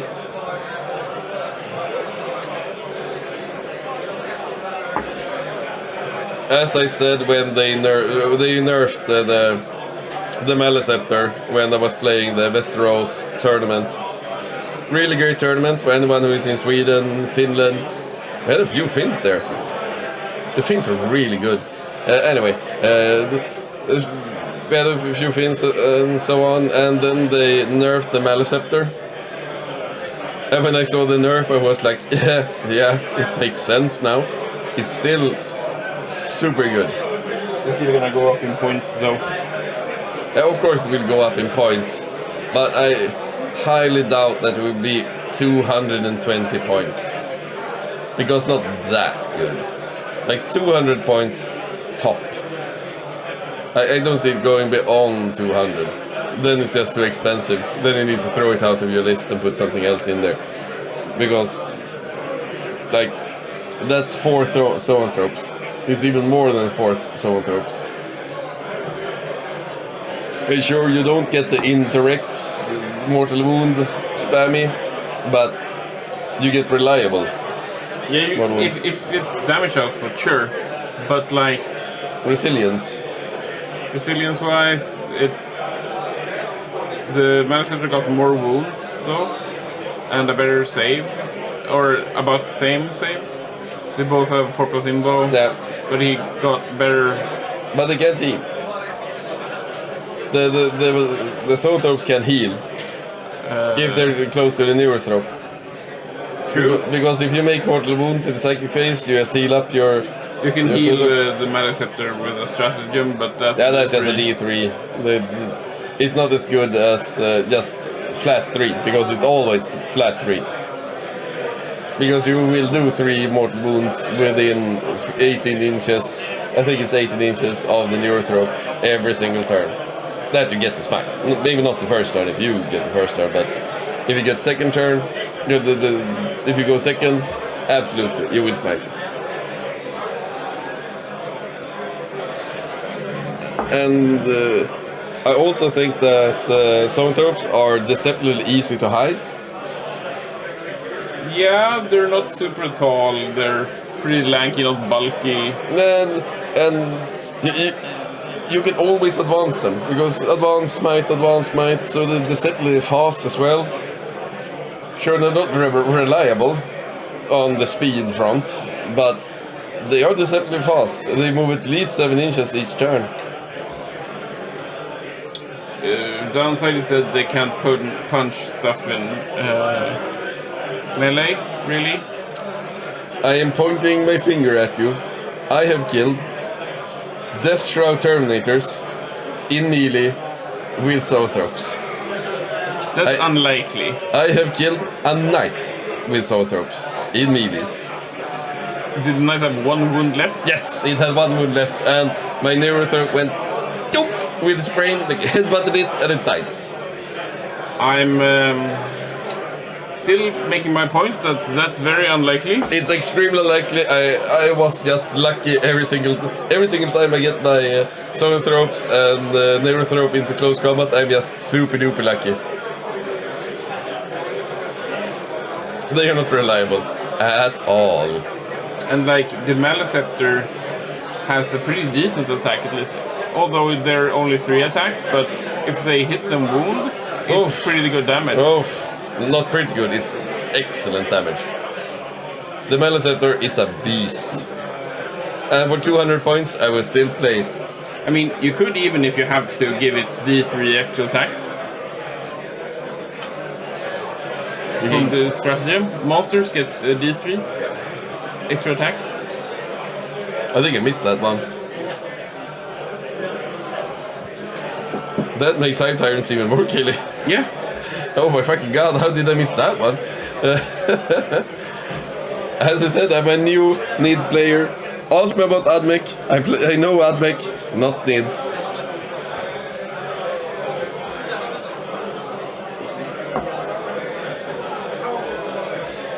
So let's go back to the full board to give you guys maximum amount of pleasure. No, if you have adrenal glands, maybe. But you have like, you could give the Hive Tyrant one could give a D3 extra attacks for 1 or 2 CP. But I usually play that on warrior units because you get more attacks. You get 3 then. No, 5. I play 5 man No, units. fair enough. I played. Now when they change the point cost, maybe I will switch that out. Add more gargoyles, reduce the number of warriors. Because I don't think you can give adrenal glands to the Maleceptor. That would be... No, you can't. Funky. You can't give them any upgrades, I think. Apart from the adaptive biologies, or whatever it's called. Yeah. I don't know what you would want to, though. No. It's good enough as it is. Nope.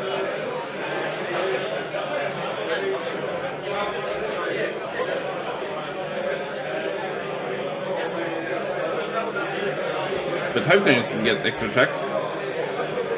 That's nasty. With the Reaper of Obliterax, when you make mortal wounds, they can't feel no pain it. But then it costs like 2 CP for a D3 extra attacks. Crazy good. When you need it, it's crazy good. Yep. Because with needs, you kinda can conserve your command points, sorta. Because you can really choose when to spend it. And I never felt like I did with Admech, that I'm spending all of my command points turn 2. Or Gene Stealer Cult, when you spend everything turn 1. I used to, now that it's better, but back in the day when I played Gene Stealer Cult, you spent every single command point turn 1. And if they had a Kalidos Assassin, you cried rivers.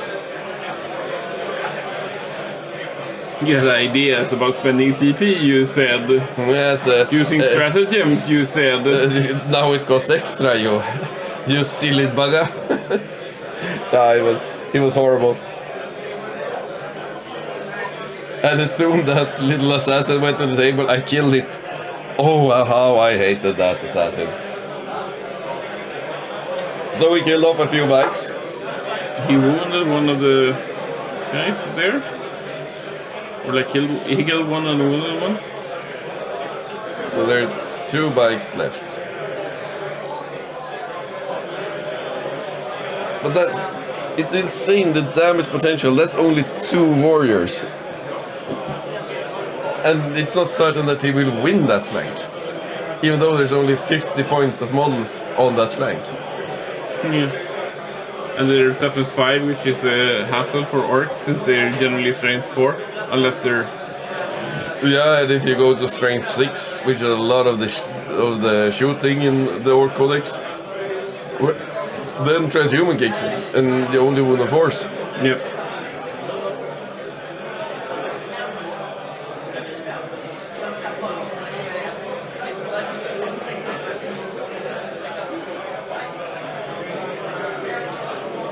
Some pre-measure. The measuring of the priest. Yes, les messieurs de prix.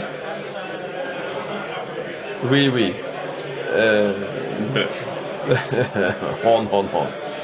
And so on. Anyway.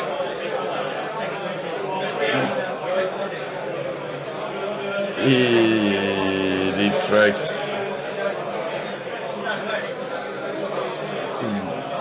Deathcopter unit. Just within range to shoot at the warrior. Makes sense, I guess.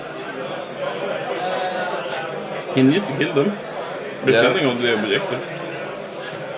Sending out a new Deathcopter unit.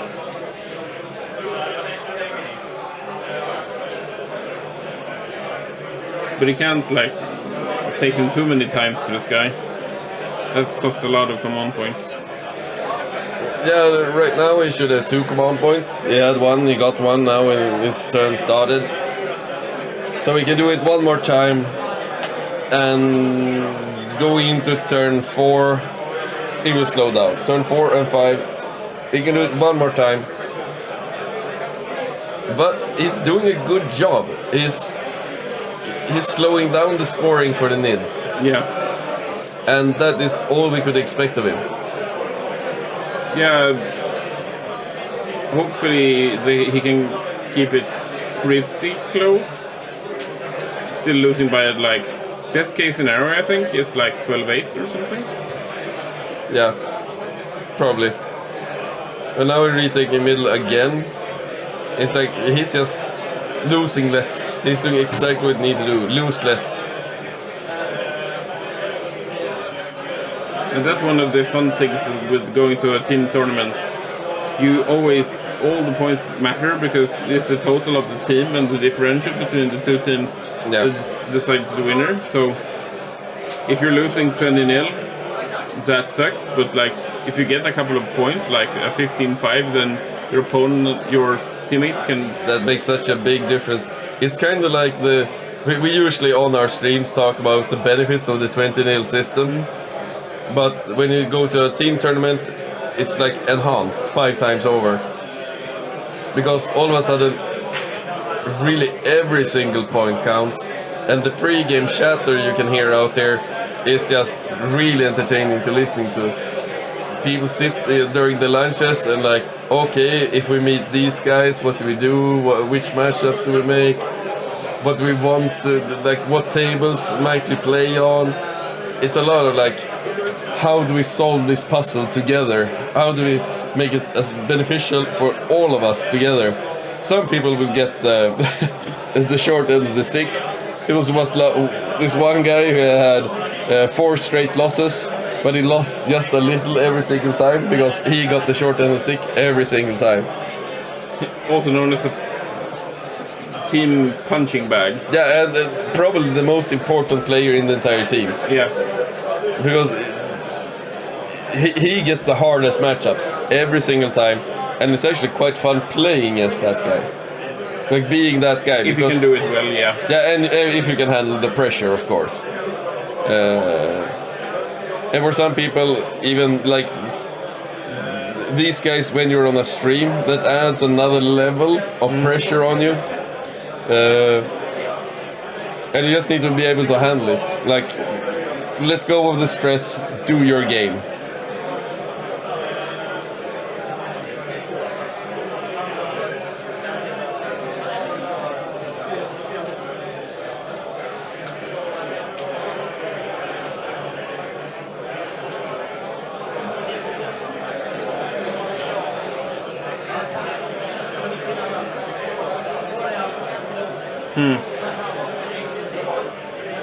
Not really. I think it's the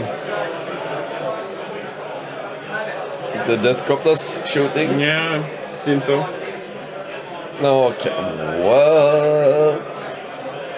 What could see that? That's in range. He's flying away. Well, something could see it. I guess it must been. Okay, it was the Death Coptas. They could see them. Okay. Oh, interesting. I don't know how. And they're back. Back again. The Kraftmans, thank you for the follow.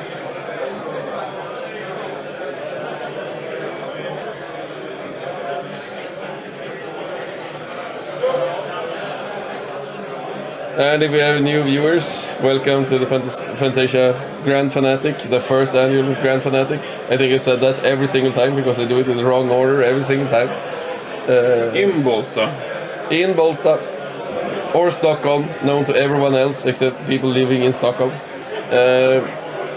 This is the final game, whereas between Orks, played by Björn, giving a good show this time as well, against Johan's Nids.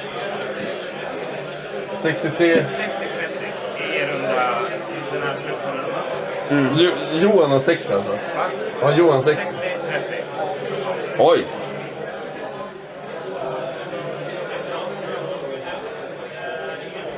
Okay, we got a points update from the table. Really nice of him to come to us. Yeah. The mountain came to Moses, not the other way around. Well, Björn is a good sport. That's what I say. Björn has 30, but Johan, the Nidosaurus Rex, has 60 points.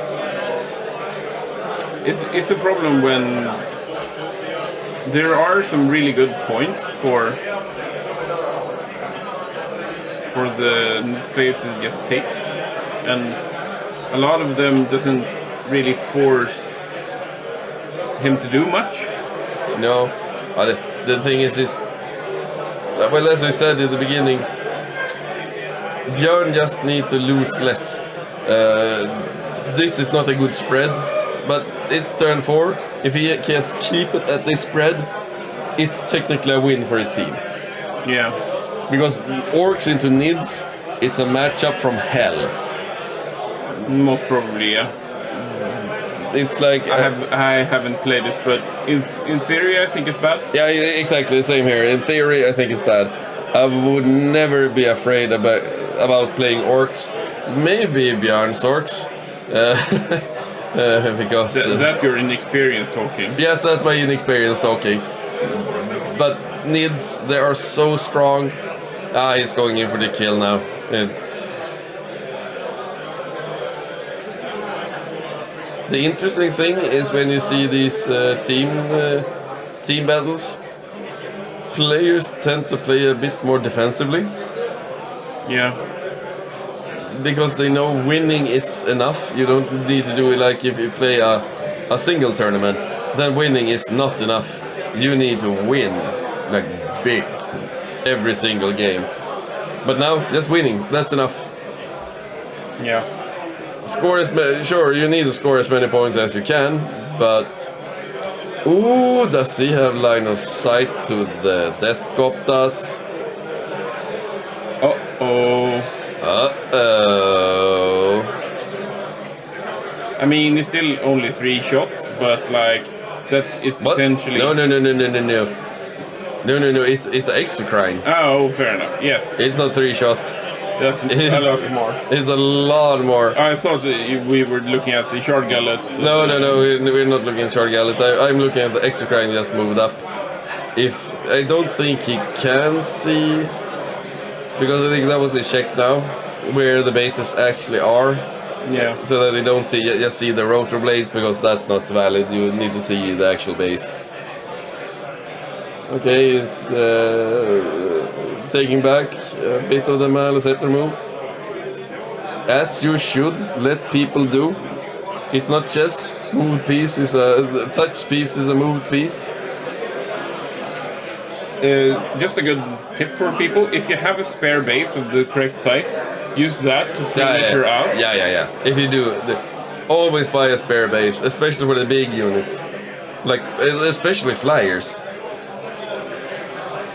Yeah. Because then you don't need to like put dices around the base to know where the flyer was standing, and then you can put down the base and just start twisting it and measuring.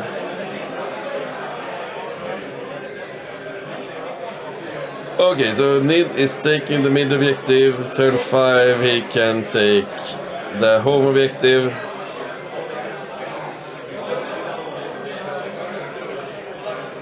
For the orc play, then, is what I meant. And then the orc player starts to lament. Be right back, I will check the other tables play, see if we have any results. It seems like all of them are playing, so I will double check it.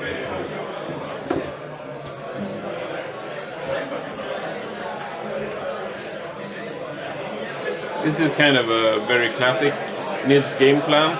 Push into the middle, kill some auxiliary stuff first, and then just push and ask your opponent, can you handle this?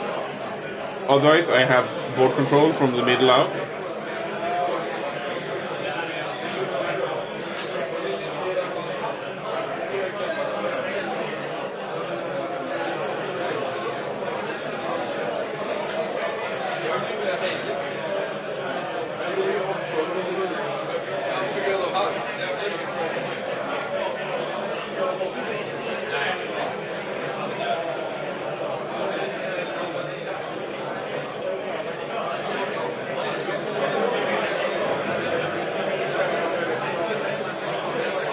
Casting some spells.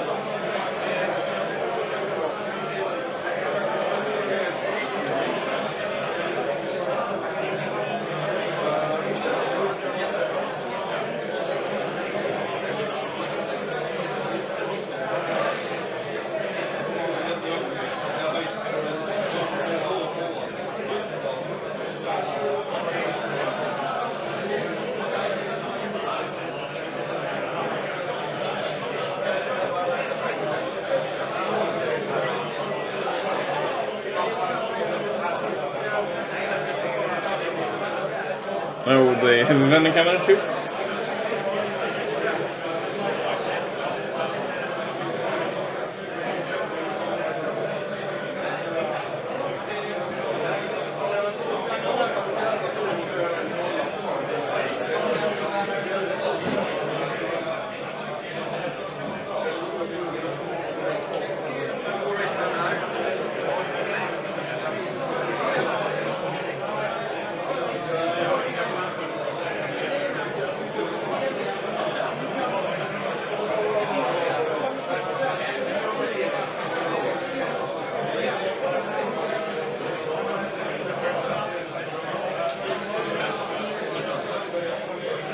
So I wonder if they can. This might be the extra kind shooting.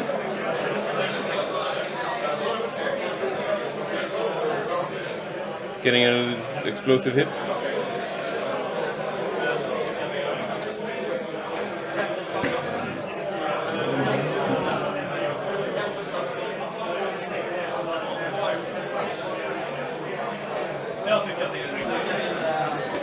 It seems that the Hive Tyrant killed off the last bike, and the exocrine seems to be shooting at something now. I probably saw the Death Coptas. Yeah.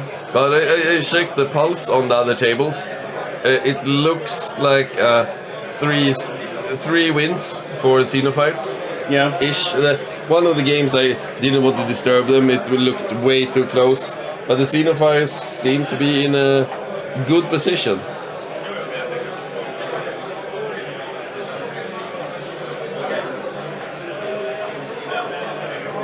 And as I said before, it's 30-60 at the moment to the Tyranid players playing for Draknestet. Am I correct? Draknestet plays against BTC and Erling. And Johan plays for... Johan plays for sex. Yeah, it's a sex rum and Cocaine. cocaine. Or coke. Or coke. Coke, not cocaine, coke. Yeah, right. So, but yeah, I think it's up to Björn. I think Björn's game will be important, but it looks dire. Yeah.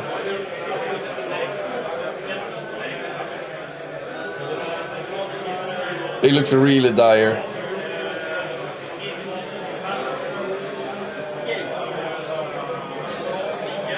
He has so few turns to actually gain some points.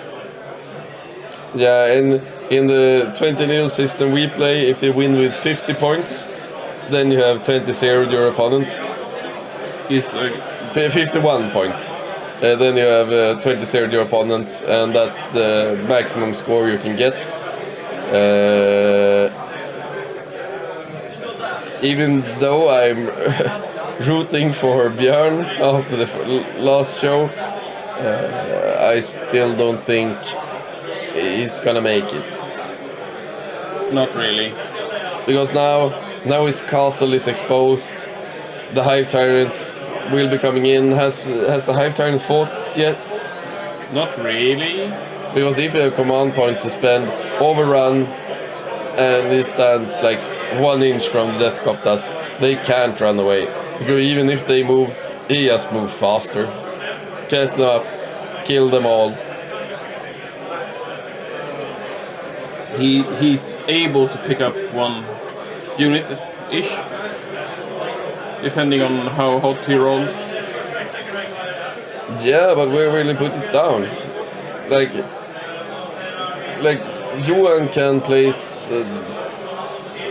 models on every single objective if he wants to. Yeah. Oh, he didn't overrun, so he must been lacking command points.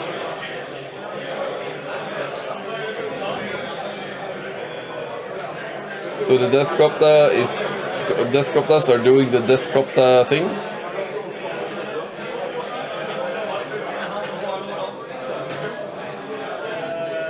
And it's going for the Maleceptor. I will double check the buff. I think it's just the cast buff.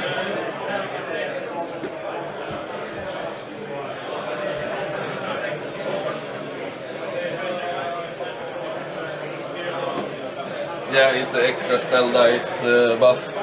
So, On the Maleceptor, yeah, on the Maleceptor. they aren't allowed to cast extra spells.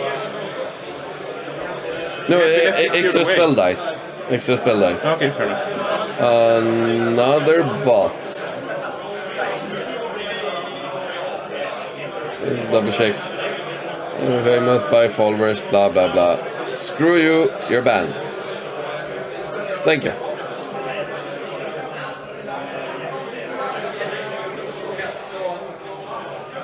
Away with you, silly man.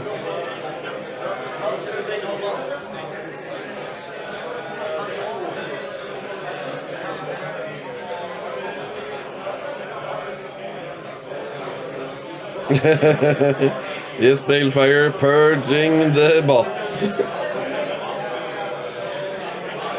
Kim finally found the flamethrower. Burn, bots, burn!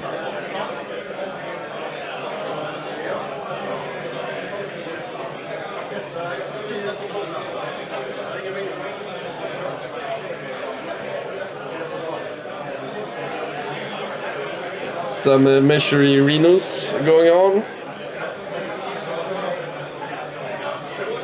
I will double check the... Orks had the first turn, right? No, Tyranids. Oh, okay, Tyranids had first turn. Okay.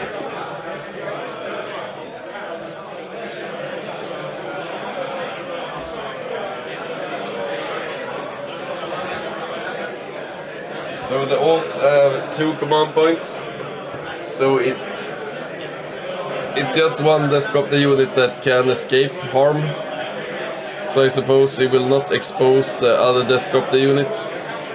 Unless you really have to. Or get The problem is it kinda has to. Like, the Hive Tyrant is going on the objective. And when it charges, it kills everything. Like, straight up.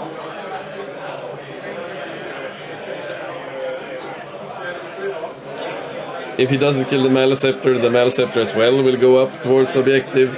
Start the Smite Bomb. And then we have no helicopters left, and the game is over.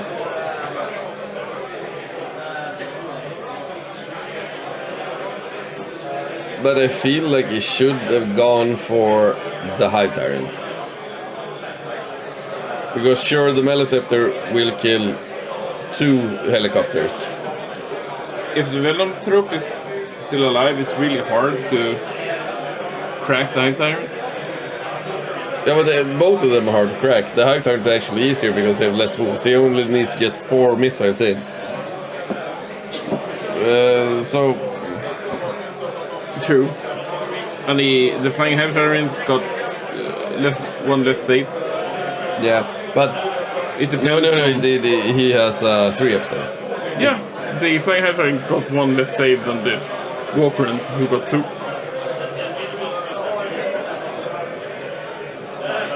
What did you say his save was? The Flying Hive Tyrant has a 3 up save. Yeah. Okay, I heard twice 1 up save. I was like, no, the Flying Tyrant do not have a 1 up save. The beers are kicking in. Obviously. Yes, obviously.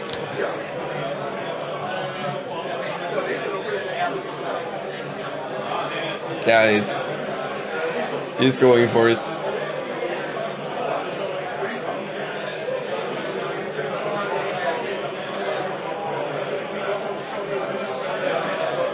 Here's some nice metal and biomass for you. Yeah, I think this is the. I think this is the desperate all-in. Yeah. This is a desperate all-in because he can only remove 1 of the units. Sure, he can fire and fade the Deathcopters, 1 of the units. But after that, he's done for. There is nothing he can do. He can't hide both of them. The Exocrine will see at least 1 of the units. High Tyrant can catch 1 of the units or go to an objective. This is the desperate all-in.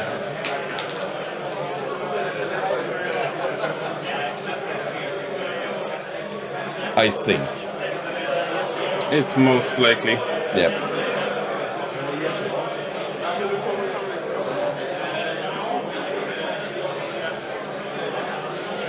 Well, we had some interesting games this weekend. Yeah, for sure. 2 Orks. What more did we get? 2 Orks. Sunz. We missed Game 1. Luddebuddha's Eldar versus... What was he facing? Silicon. Yeah, Yin Cult. That was right. Yeah, I would have loved to see the Yin Cult game. Yeah, we had a Tau against... Yeah, the Tau.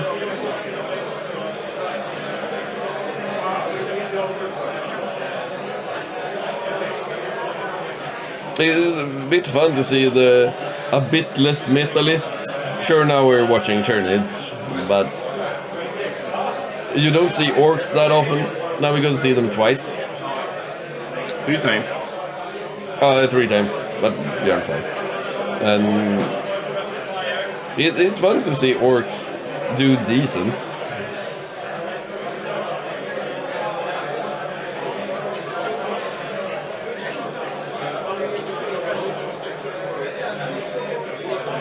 Fire Fade. Not sure if he did any wounds.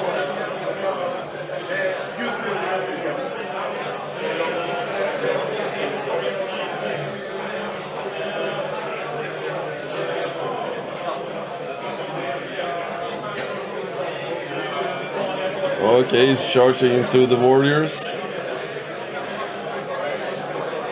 to retake the objective.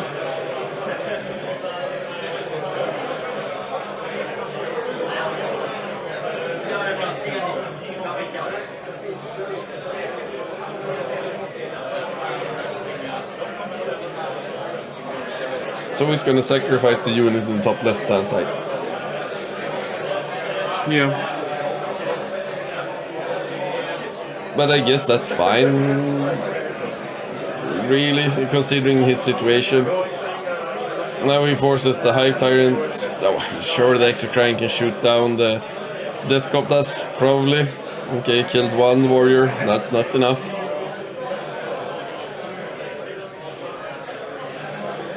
Unless he has more attacks. Seems like he has more attacks. Yeah, like every Death Copta is like 9 attacks with the blades. That's a bucket of dice.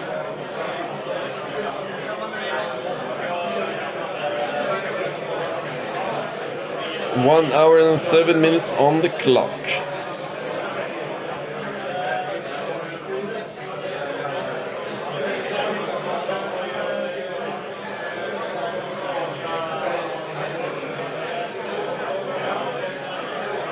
Let's see the wound rolls. How many armor saves can he force? Half of those should be wounds.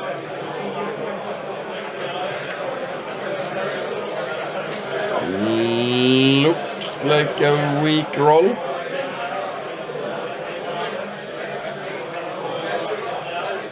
$12-ish, I would guess. One dead.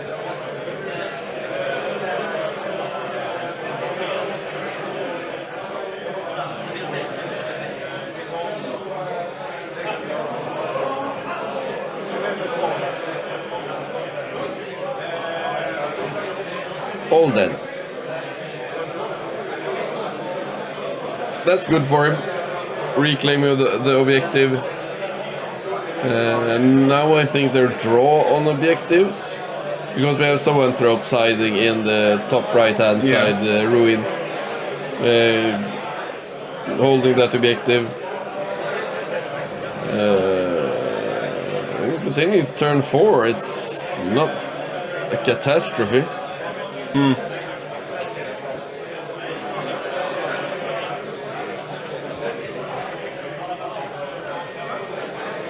I will go out and...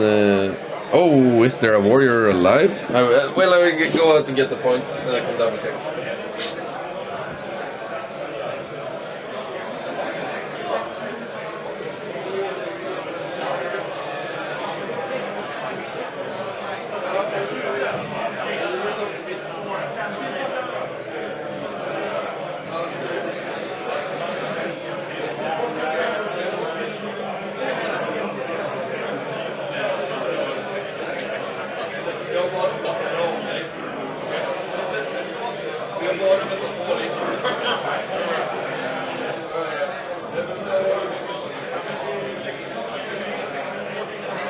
Trying to measure out where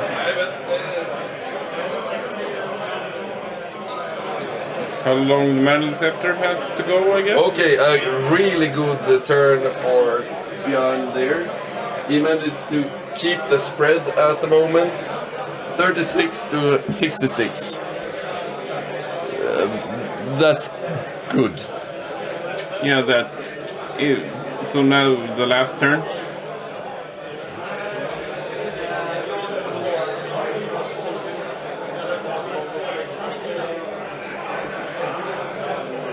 But I think this is the turn when things will go crazy. Or at least as crazy as it can get. I must double check.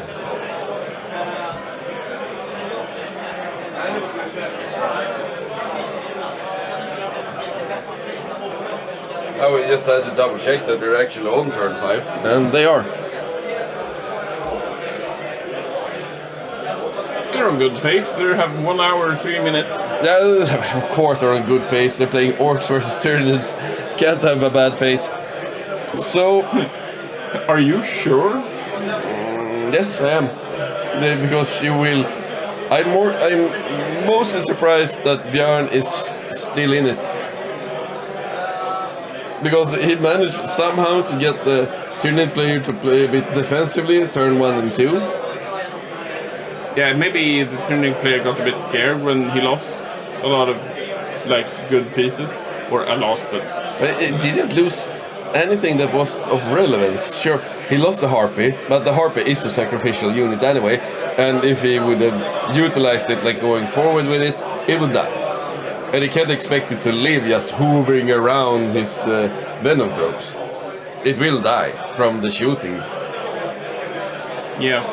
So it's like, he didn't lose anything that was unexpected. So I think the Tyranid play could have won even more if he played more aggressively.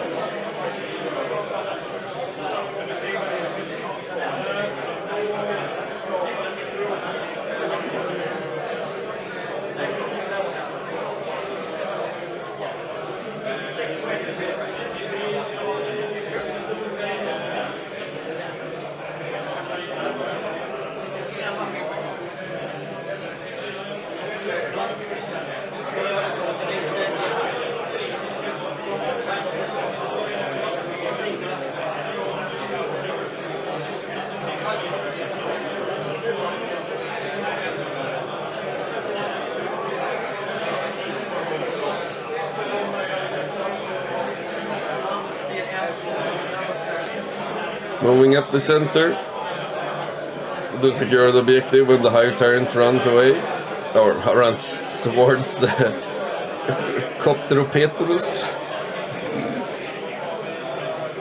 Official name, rather than the perfect trademark.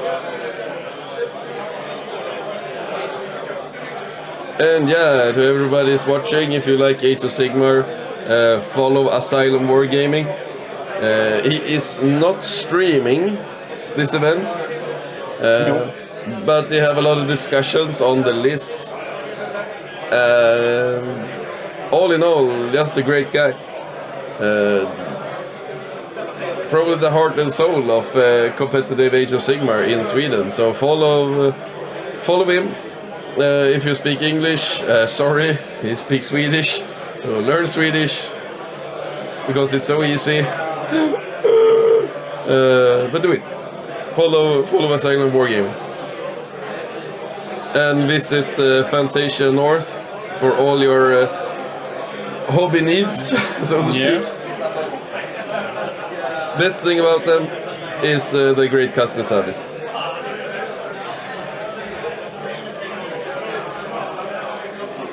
Because they put on events like these all the time.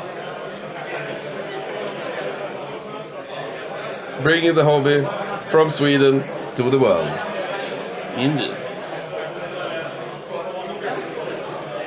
Yeah, the Hive Tyrant is going for the Death Coptas.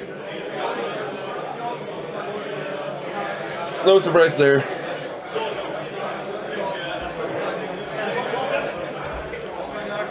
I was about to say, hasn't the Tyranid player already maxed out on the primary? Maybe. I think so.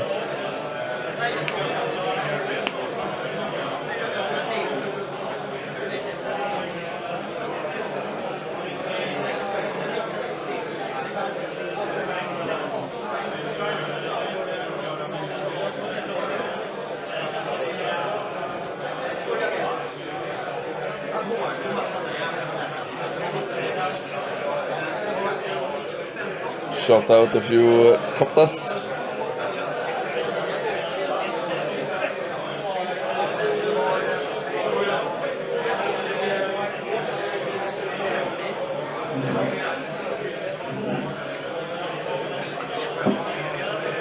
Placing the buffs.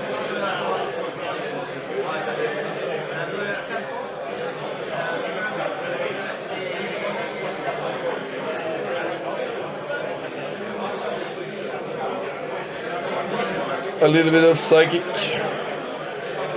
little bit of psychic in my life. A little bit of biomass in my tummy. Exactly. It is so freaking yummy. Give me more fungus in my tummy. I think that the orcs may be like saute. You want to saute the orcs? No, saute. The mushroom meat thing. Like these are vegetarian Tyranids. Ooh, big brain. So vegetarians can eat orcs? I think so. Makes sense. They're obviously not flesh. They're fungoids Yeah. and they're fun guys. Yeah, well, that depends. If you want a fisty fight with a fucking wrestler, yeah, they're fun guys. But yes, I got the joke, haha, it was excellent. Amazing. 10 out of 10 dad joke ever.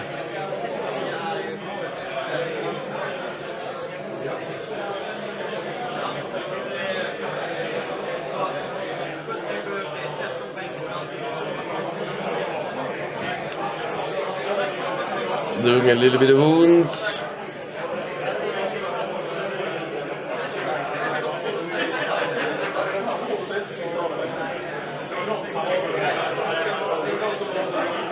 Hello again, Balefire. Did you ever leave us?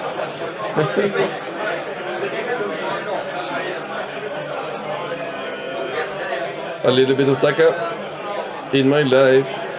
A little bit of wounding by the side. A little bit of saves, here we go.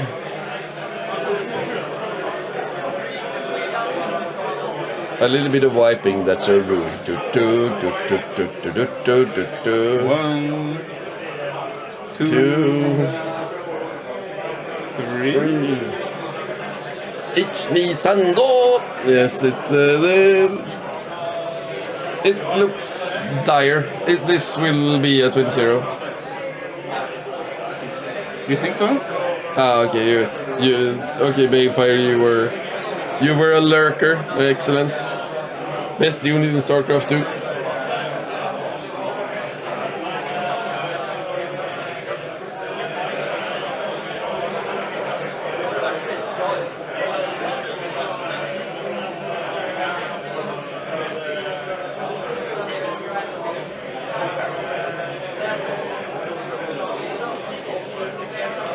I must double check if we have something standing in those ruins or it's just more warriors.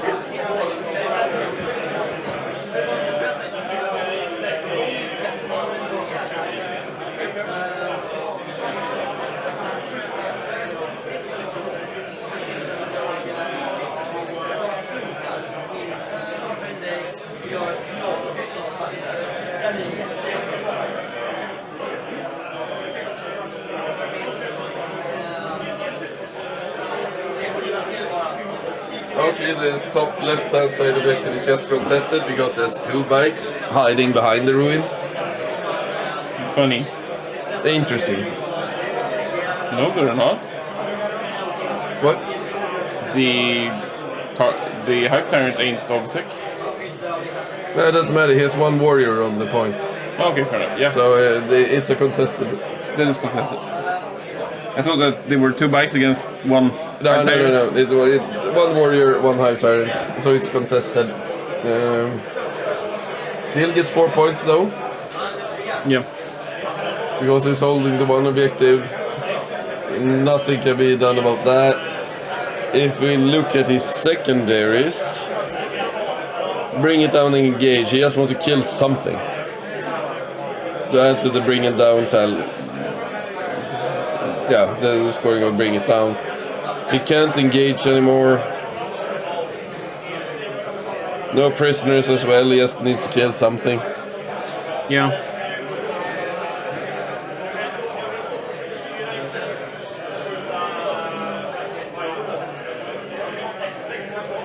Jihad Games, thank you for the follow.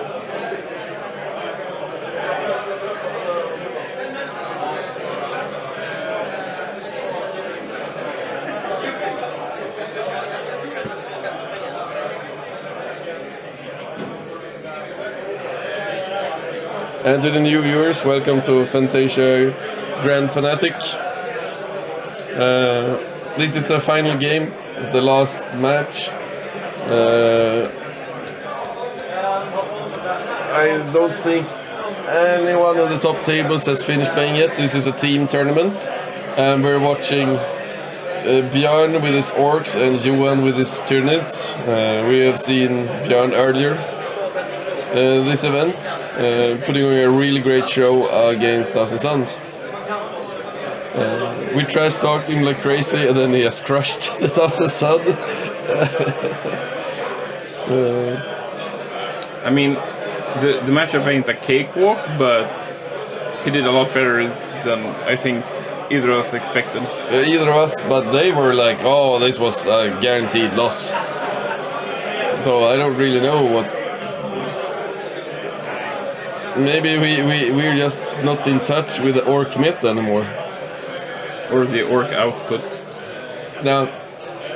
And that kind of makes sense.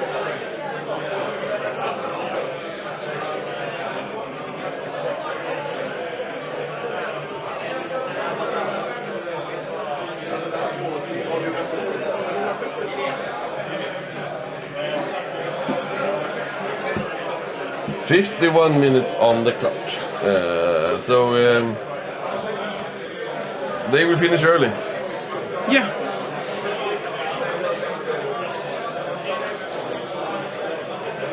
Don't look so happy about it. You can't see him, but he looked really happy that we get a break. But it's been great fun. A lot of good games. Yeah. 4 good games. And we will upload this to Fanatic North's YouTube channel. I will just go home and edit it. I think it will be done the next week, but I can't guarantee it. It all depends on how much time I get. Then you can check all the games. I would especially recommend to look at the second game between Björn and I forgot the name. Sebastian, the sunz player. Really great game. A beautiful display what Orks can do. When the stars align. When the stars align, then you're really good at playing the green mushroom people. Yep.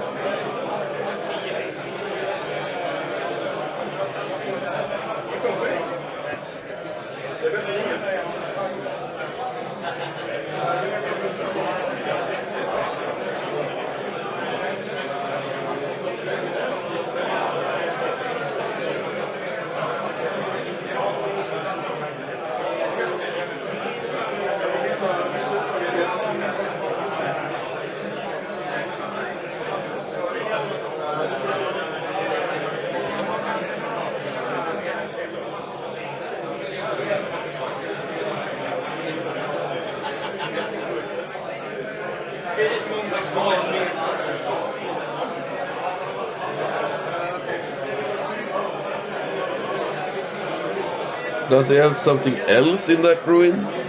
Since he's committing his bikes to go to the center, going for hold more? He's not sure.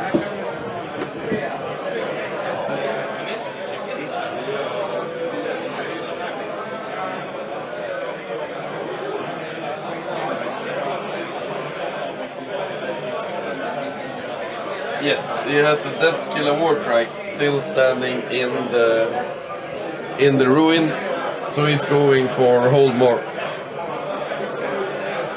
It's the way to go, I would say. Yeah. Now it's just a problem, he wants to soften him up, but not kill him, so that he can charge onto the objective. Or maybe he has maxed out his main as well. Maybe.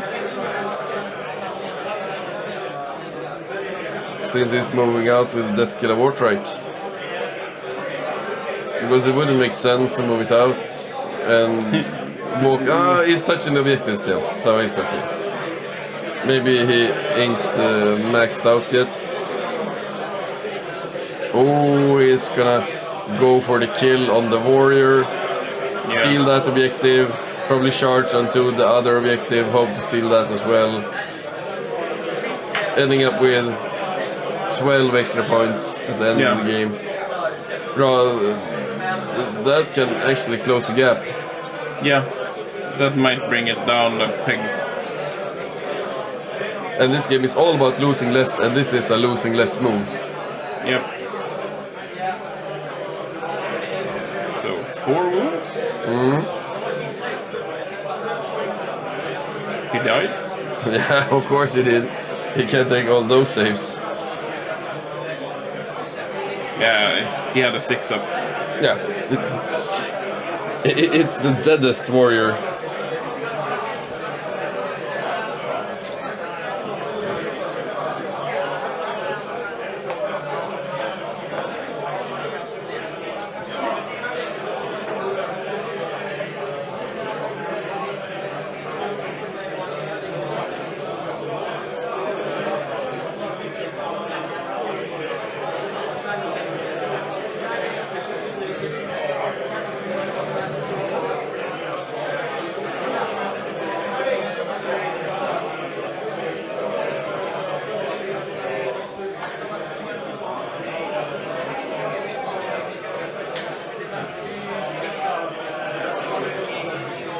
A little bit of shooting. Nothing really happens, and it's not that important. The thing that needed to happen has already happened. The warrior is gone. Now we just want to dive in on the center objective. I will double check what's actually standing on it.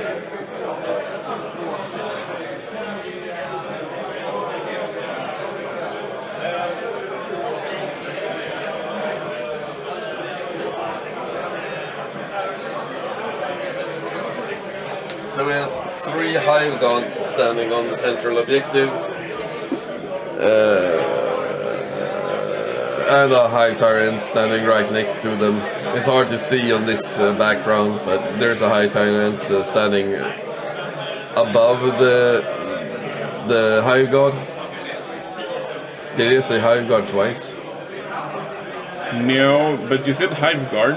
Yeah, the hive guard is standing. No, the Tyrant guard standing in the center, and then the hive tyrant is standing just above them.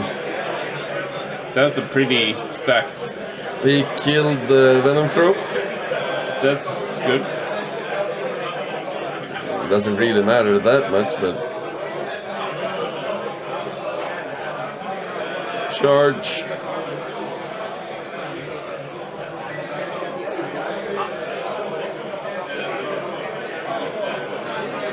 Contest objective, asking about if the heroic intervention range.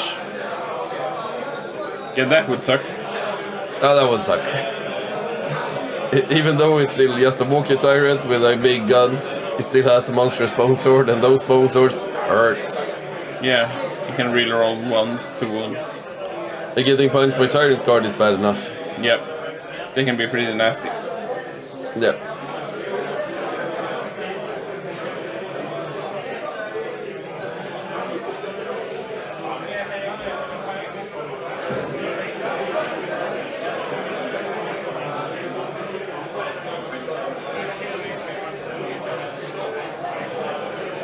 Pointy, side swipe hand motion.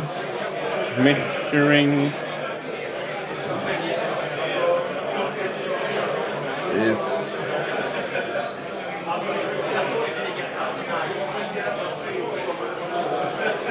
and he's in control.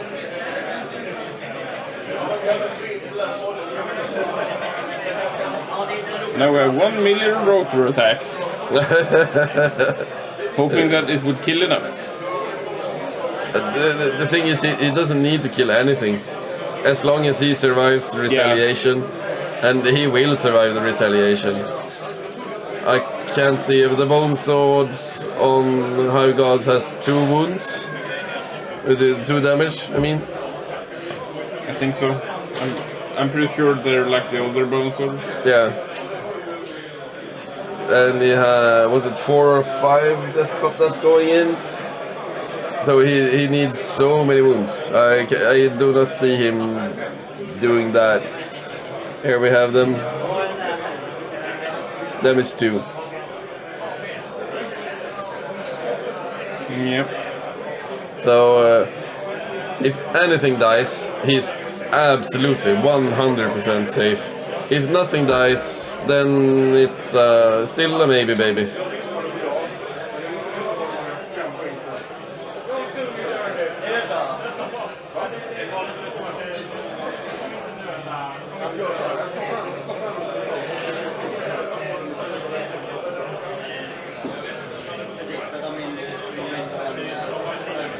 Björn showing off his luscious hair. I feel offended. Yes. But that's because I'm bald. Yeah. You're soon playing the part of Planet Cue Ball. I am. And my beard is also getting really grey for some reason. I think I'm 102 years old. Only one Death Cup that dies, and that is game. I will go and double check the score.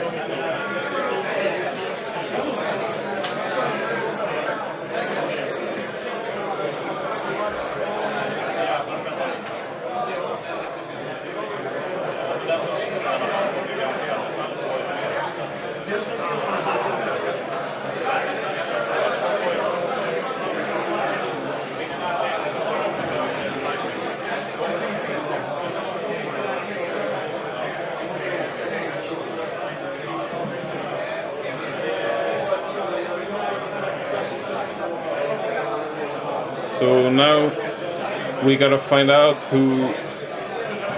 if any team has won, or at least the final score in this one. And then we will have a little wrap up, I think.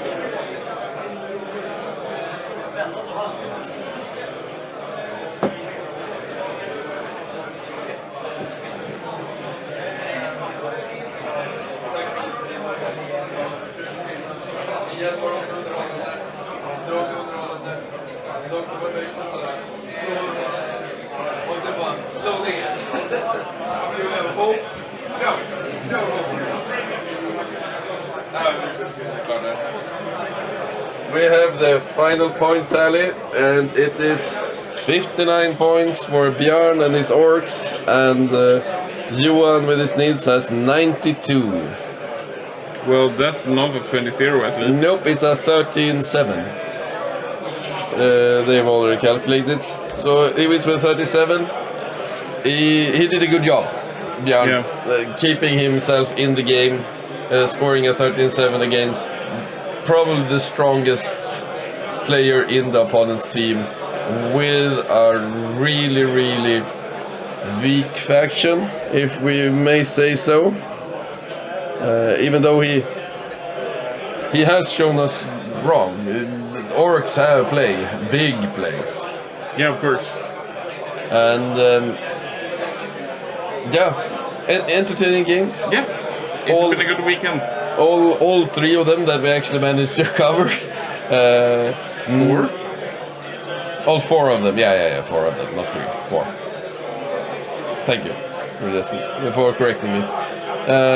And thank you everybody who's been watching, everybody who has chatted with us during this weekend. thank you everyone who's watching if you're watching this on YouTube sometime later. Thank you to all of you. If you want to join us here in Aronsborg Conference Halls, Aronborg Conference Center, go to Fantasia North and buy a ticket. We will have the same event, pretty much the same time next year. I don't know if the tickets are up yet, but you can follow them, so you can buy it when it's released. Yeah. And we will have a tournament in Umeå, Sweden, 2 months from now. Yeah, in October. 1st of October and 2nd. Yeah, 1st and 2nd of October. I will be streaming, probably you as well. Might be. And if you can come, please join us on Twitch or watch us on YouTube. Like and subscribe, and you know all of that crap you people usually say. Thank you so much for watching. Have a great evening and have a good hobby experience, I guess. Bye-bye. Bye-bye.